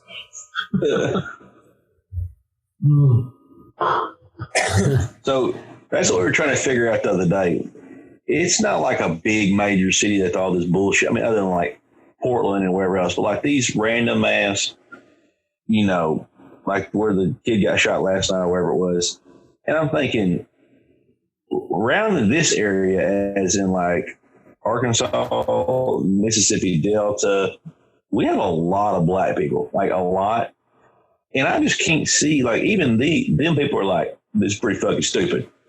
So I don't understand where, like, how all these people are, like, all of a sudden on vacation or what's going on, like, where they all get shifted from. They're on unemployment and then they get offered to. Well, I think a lot of these rioters, and you know, like the early like analysis from like conservative outlets, and it's still the analysis from conservative outlets that it's all Antifa. I think Antifa has a large share of the instigation from it. But when you look at the arrest records from all these riots and shit, the vast majority of them are local, and they're just probably out of work, bored, and poor. So they go loot because it's a prime opportunity to do so. Cops are standing down under orders from these mayors and governors, and they're going to get off scot-free. That's, you know, I mean, you can't argue with them because that's probably what's going to happen. There's a crime of opportunity. Mm-hmm. The incentive is there. Anytime you have something this large and this, you know, that seems like it's grassroots. I hate that term. Yeah, it ain't grassroots. Anytime you have something this large, you can guarantee that there are multiple parties profiting off of it. And everyone's just not focused on that. No. Yeah, it's... remember the ice bucket challenge? Remember that shit? The ALS. Yeah, like 3% of the money raised for that went to ALS research. Yeah, I believe that. This is just another ice bucket challenge, only it's angrier and more colorful. Yeah, and it's going to end worse. It's going to end worse. That's the problem. Like, you saw it in Kenosha. Like, that shit doesn't end well. Like, the whole idea of armed revolution, like, and I'm talking to the left-wingers and the Boogaloo boys at the same time, like, that's what that shit looks like. Kenosha, people getting shot through the heart, shot in the fucking head, have their bicep blown off. That's what it looks like. These people are going out there rioting and being told, like, hey, if you get arrested, we'll bail you out. No worries. Oh, yeah, you got Hollywood paying the bail bill. Like, all these fucking celebrities. Walmart's paying it. Target, Amazon, Microsoft, Apple, they're paying for bail for people who are rioting right now. Because it goes into a not-for-profit fund that is used at the discretion of the board of directors. And then it's funded right in through bail money into Democrat cities. Yep. So Portland is getting a ton of influx of money right now. Hey, that guy spit on the sidewalk. Said his, like, yeah, kid, he, pushed a cop. Set his bail at $500,000. Yeah. So I don't know if that's actually happening. Sam, when you sent me that screenshot the other day of that hard drive that you bought, and because I bought the same one, and it was give or take about $375. Pretty badass, really. It's 8 terabyte hard drive. Yeah. This is total nerd talk right here. But either way, ordered it off Amazon, and it was about $375. I've looked it up elsewhere, could not find one for less than $450. Oh yeah. And that's how Amazon has you by the shorts. But they're also paying and it's the same thing. I got Levi's 501s. I think are the perfect pair of jeans ever made. I cannot buy them anymore because Levi's donates money to anti-gun groups. Like, and not just a little bit of money, but a large amount of money, like hundreds of millions a year.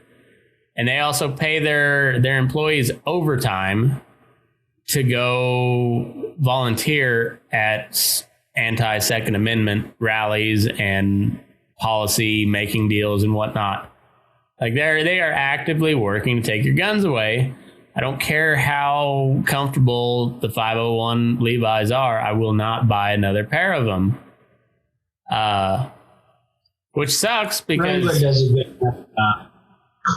I love Wrangler as a company. I'm not a big fan of their jeans. They just don't fit me the right way. It's nothing against them. It just like that's how they made them. That's how they measured them, and they don't fit me. I've got they make stretchy ones now, right? Yeah, I hate the sparkly jeans so much. They'll stretch. Like Wrangler makes jackets. I don't care if anybody's gay. Just don't be a fag about it. Don't have a bunch of sparkly shit on your jeans.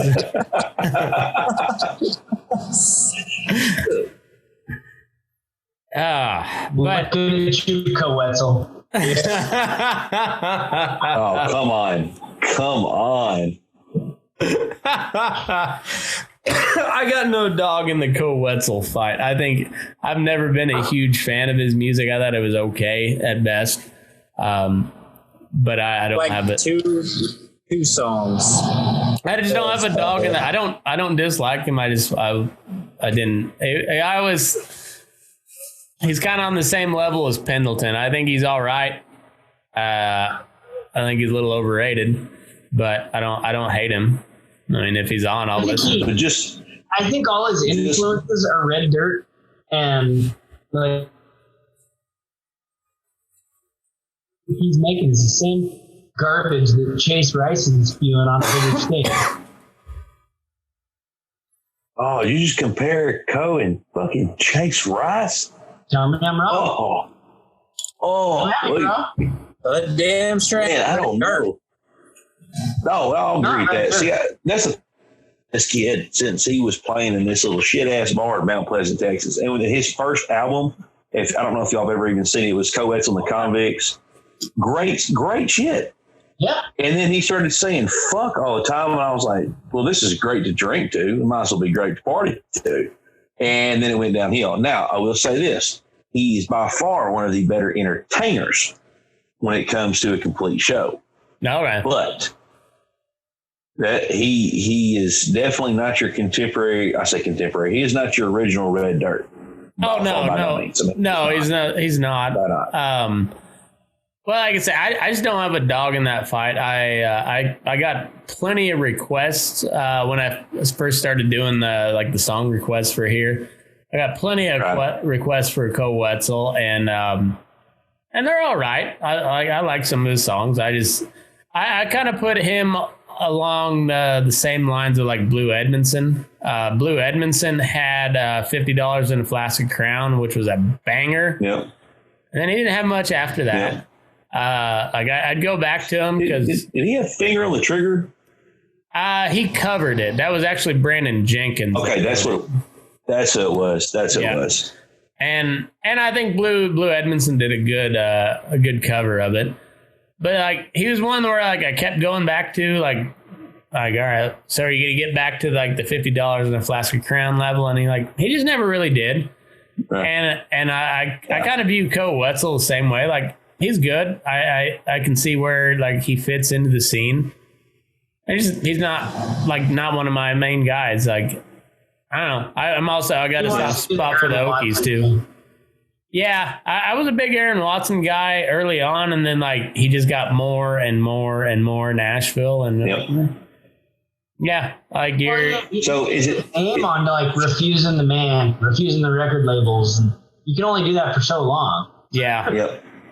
So is it just me or like Aaron Watson's last, I don't know, fucking 3 albums? They all sound the same. Mm-hmm. Yep. Like it's just repetitive, the same shit. Well, they have like one solid good song on there, and then like the rest of it's just whatever. It's okay for. country he's radio, more I guess. famous and more whatever than I'll ever be, but his songs are fucking simple. Oh yeah, they're really simple. And I don't have any respect for that. Well, they were simple, but they were heartfelt, and now they're just not either. Yep. I mean, they're simple, but like there's not even the. It just seemed like he was writing. You know, like one of the things I do for work every day is I optimize people's websites, right? And to do that, you take keywords that people search for. And it seems like all he's doing is putting keywords that country folk search for and put them in his fucking songs, like horse and cowboy hat. And it just fucking seemed simple. It's like, maybe it's more evident to me. Maybe everybody else gets it too, but his music is just fucking simple. Well, so Sam, are you a Kojo fan? Who? A Kojo fan, Kojo Johnson. I like his stuff. Yeah, I'm all right with him. I mean, yeah. Man, like that dude. I remember when his first came out with the Black and White album. It was like you could tell it was like, hey, I'm just trying to get started. Good shit. And then like 3 or 4 shows I went to, like the third or fourth one, you kept noticing like there's more smoke, more lights, more Nashville. And when he fucking went from American Hat Company, I was like, America, all right. And then he got a fucking deal with Resist All or whoever it was. Dude, you just went away from exactly where you started from. And yeah.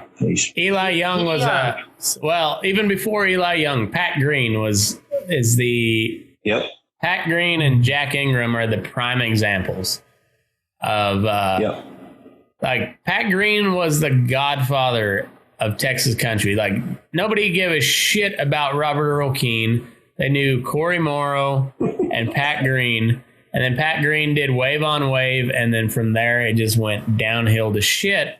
And that's when people went back to Robert Earl Keen, Stoney, like all the fan, like Ray Wiley Hubbard, Bolin, Cody Canada, and I think Cody Canada is one of the more prolific songwriters out there.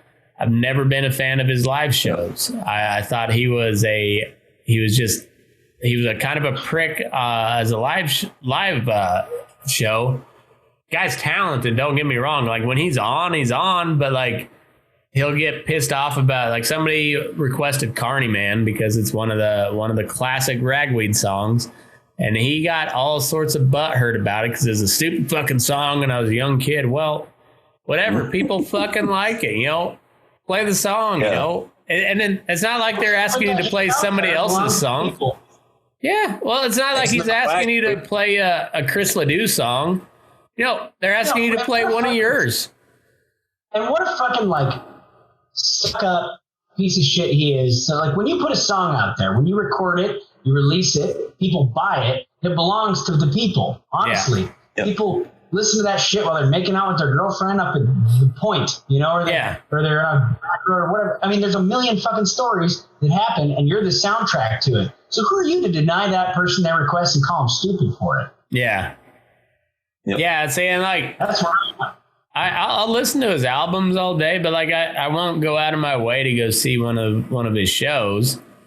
And I don't know. Everybody misses ragweed, but not really. We don't miss Camp Cody.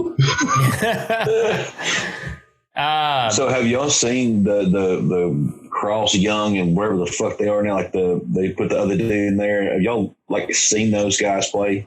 No, I haven't. No. I heard about it. Just fucking goober gobblers through the fucking entire show. It's terrible. Fucking terrible.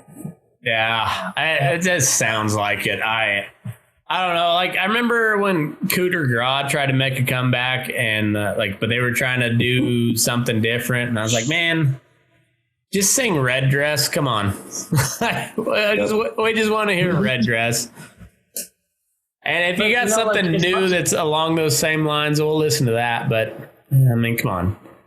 Well, and as much as Nashville is turning out shit lately, I will give them credit for the ones that they're buying and giving creative, construct to.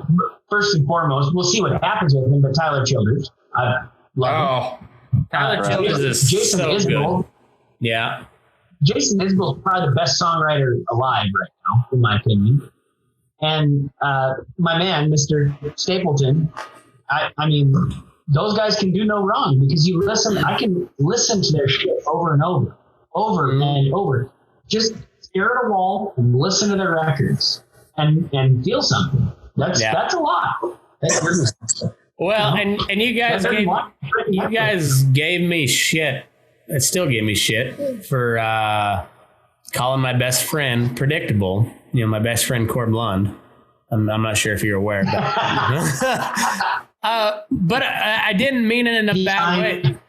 Like, you know what his songs are gonna sound like to a certain extent, like, because he's got a style. You're like as soon as the first note rings, you're like, oh yeah, that's Corb Lund. But you have no idea what he's gonna talk about, and that, like, you know what it's gonna sound like to a certain extent, but like he surprises you. Yeah.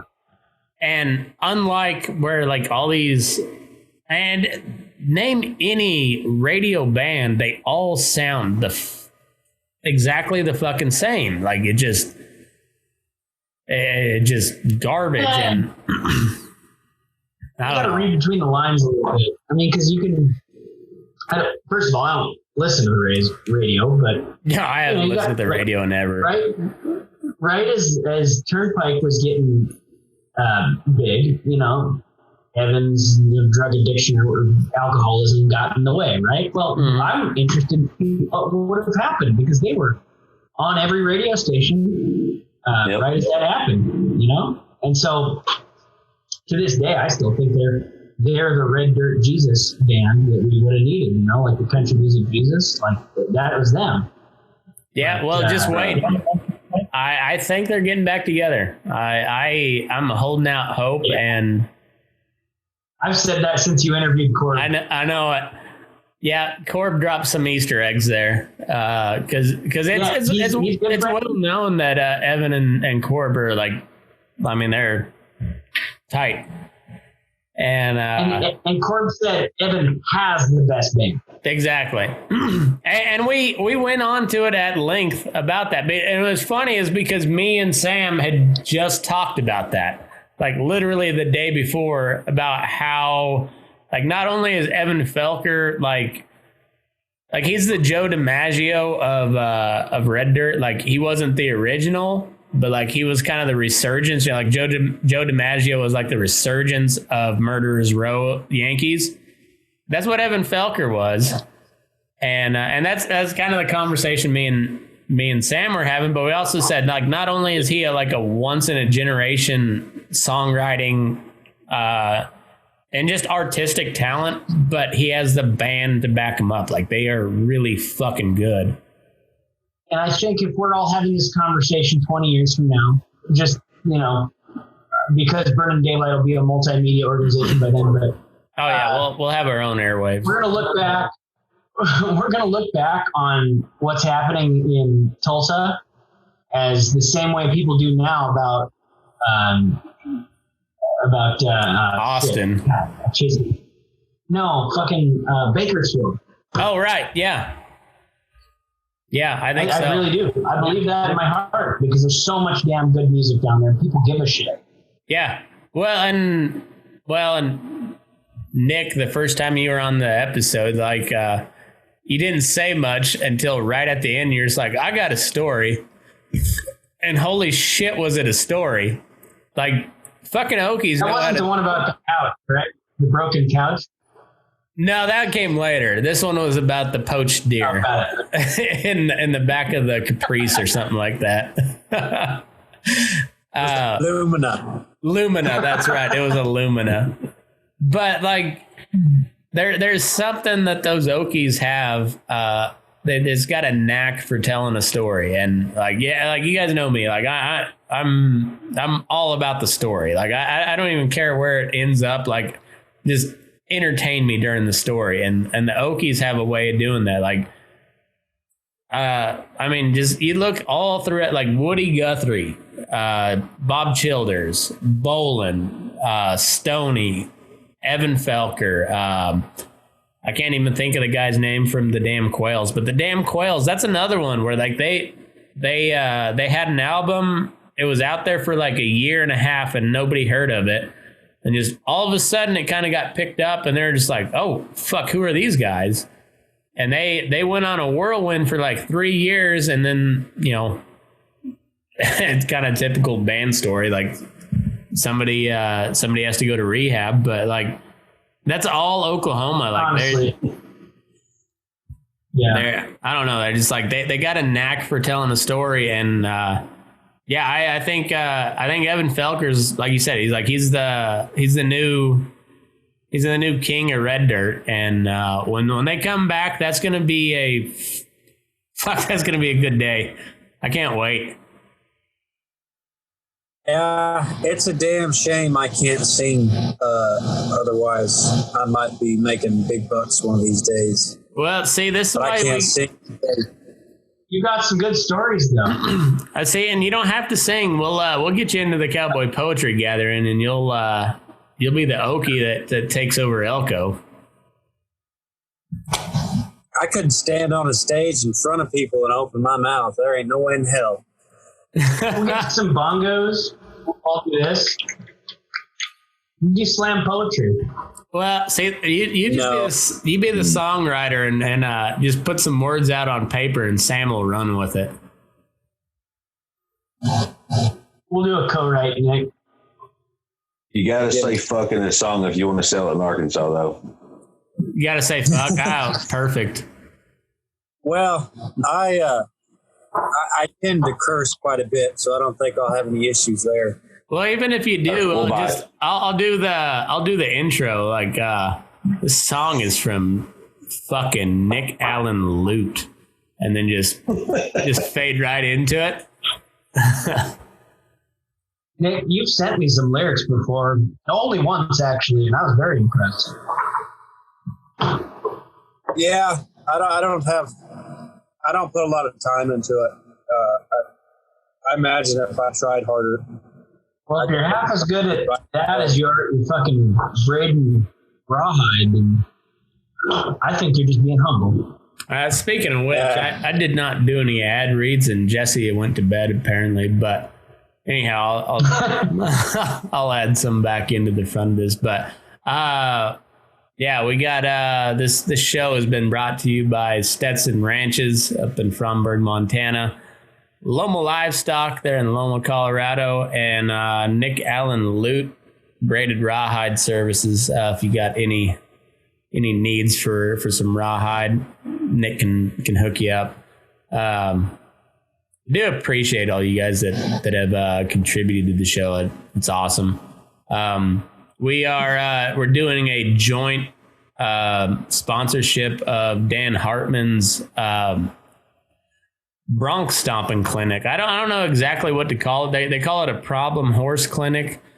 Talked to Dan the other day, and he said what they don't realize it's going to be mostly a riding lesson because with these problem horses, the biggest thing you got to do is fucking ride them. So at some point, as he said, put your dick under the saddle horn and get a hold and just ride them. And it's kind of funny as Nick actually sent me that video of Dan just, that horse wasn't particularly rank at all. Like he bucked hard, but he wasn't rank. But Dan Hartman, like if you look at it from even a halfway experienced eye, that guy was never not in control during that ride. From the moment he stepped up and just kind of leaned on that stirrup, he was in control. And then that horse, like he let that horse have his head until he went to bucking. And the first move he made was right spur straight to the shoulder. Come get some. And then it was just, all right. You really don't want some, and I'm gonna spank your ass. So Nick is Google. Go ahead. Yeah, if you Google deep, Dan Hartman comes up. Fuck yeah! He was sat back and just whap, right spur just sunk right in that cold shoulder, and he caught a little bit of flack on my site, but like on his original post, he got a lot of flack from a bunch of backyard horse trainers. I don't care what your training style is. If you can't just enjoy a good bronc ride when you see one, then shut the fuck up. I mean, seriously, like I don't care if that was, excessive use of the quirt or whatever. Like that was just a masterful bronc ride, and that's what I liked about it. And then I talked to him, and he told me the reasoning behind it, and it made 100% sense. And now he's going to do a clinic, and I got so much good feedback from that episode. There's no way I wasn't going to try to support it. And so with all that, I've got Nick, I've got Jesse, and myself helping put that on. And like I think Jesse's going to make it there. Nick, I'm guessing you're probably not. I can't make it. But regardless, that's going to be a cool deal. If you want to learn something, get up to Broadus, Montana on 9/11. That's when it starts. And if you got some problem horses, I guarantee you Dan's going to whip them right in the fucking dick. And they'll be perfect gentlemen's within a couple days. So it's going to be a cool deal. It's a horsemanship clinic, but it's going to be done cowboy style. And I love every part of it. Yeah, I got a very good that day. Yeah, I told him you might be able to. That was before I talked to you, but 600 miles, man. I'd do it, but I'd have to put something together, Yeah, for sure. I told him he has to do it again next year so I can make it, and I think he's up for it. So next year is going to be a big deal. Shit, have him do it this winter when nobody's doing anything. Be pretty awesome. I think it's going to take off. I'm pretty busy in the winter. I have a lot of shitty calves come in the winter. Well, I get a lot of calls from Jerry Falwell. I mean, he sits in the corner most of the time, but he calls a lot. Hey, Matt, turn your webcam on.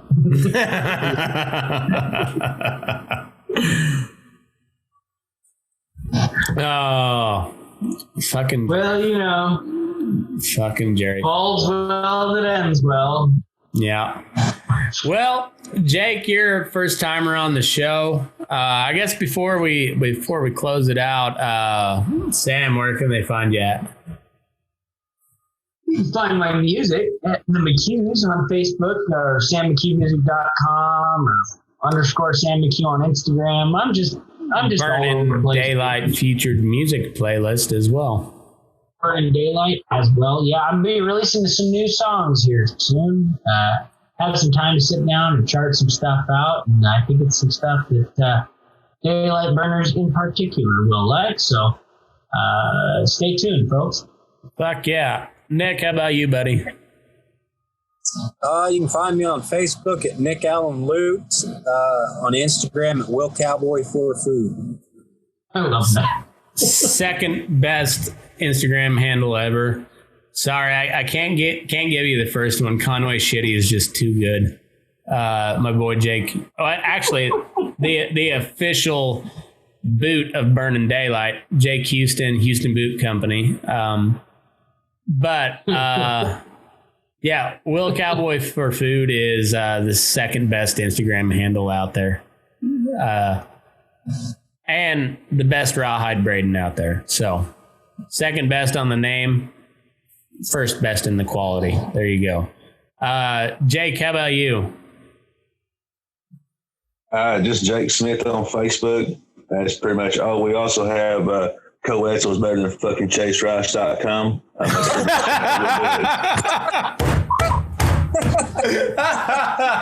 And on that note, allegedly. And Jake, on that note, sign us off, amigo. Well, guys, I will tell y'all this. I've had a hell of a time. It's great to meet all you fellas. And even if it is 12:40 in the fucking morning here in the middle of the damn nowhere, I appreciate the time. And hopefully we'll do it again soon. Sorry, my phone coming down. Sorry. And move your motherfucking ass or burning daylight. You know he never did marry faith, but all his energies was a celibate preacher for 32 good seasons at Hazelwood Hamlet, single room, one and only house of worship in the trees. She was a beauty of body. In only 15 years he made his lessons in virtue a little too clear on Sunday afternoons off by themselves in the meadow just outside of town. Did he misappropriate a kiss, or was he really just a dedicated teacher? Before we can judge him, remember that we're all the same. Hey, hey, the details are fuzzy and nothing's ever as it seems. In the case of the wine-soaked preacher,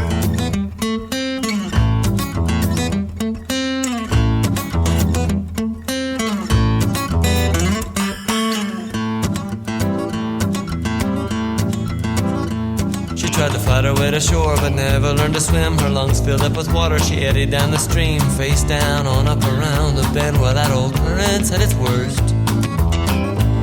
And with the unborn baby of unknown sire, there were 2 dead in the water, but really 3 died if you count the preacher's will. But man, you got it, made it sure it'd solve his problems. Did he drown her in the river? Did she slip? And did he really try to reach her?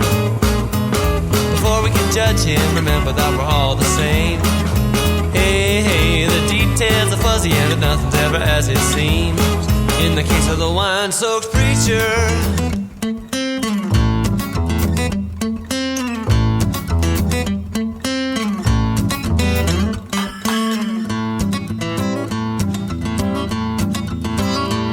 was it a little more venom, a bit less grace, or a lot more fire and a little less chaste? Well, I don't know exactly what it was, but the sermons were never quite the same after that, I'll tell you. He died alone and anonymous, and that's a fitting fate for an undiscovered diddler, but a terrible waste of an innocent man. And no one really knows for sure about that but him, and he ain't talking. Was he evil and a drunk, or just another one of God's poor creatures? Before we can judge him, remember that we're all the same. Hey, hey, the details are fuzzy and nothing's ever as it seems. In the case of the wine-soaked preacher,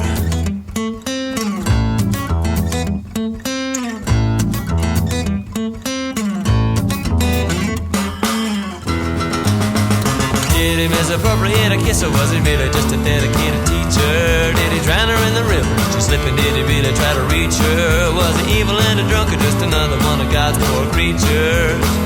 God's poor creatures, lacking features in the bleachers with we beseechers.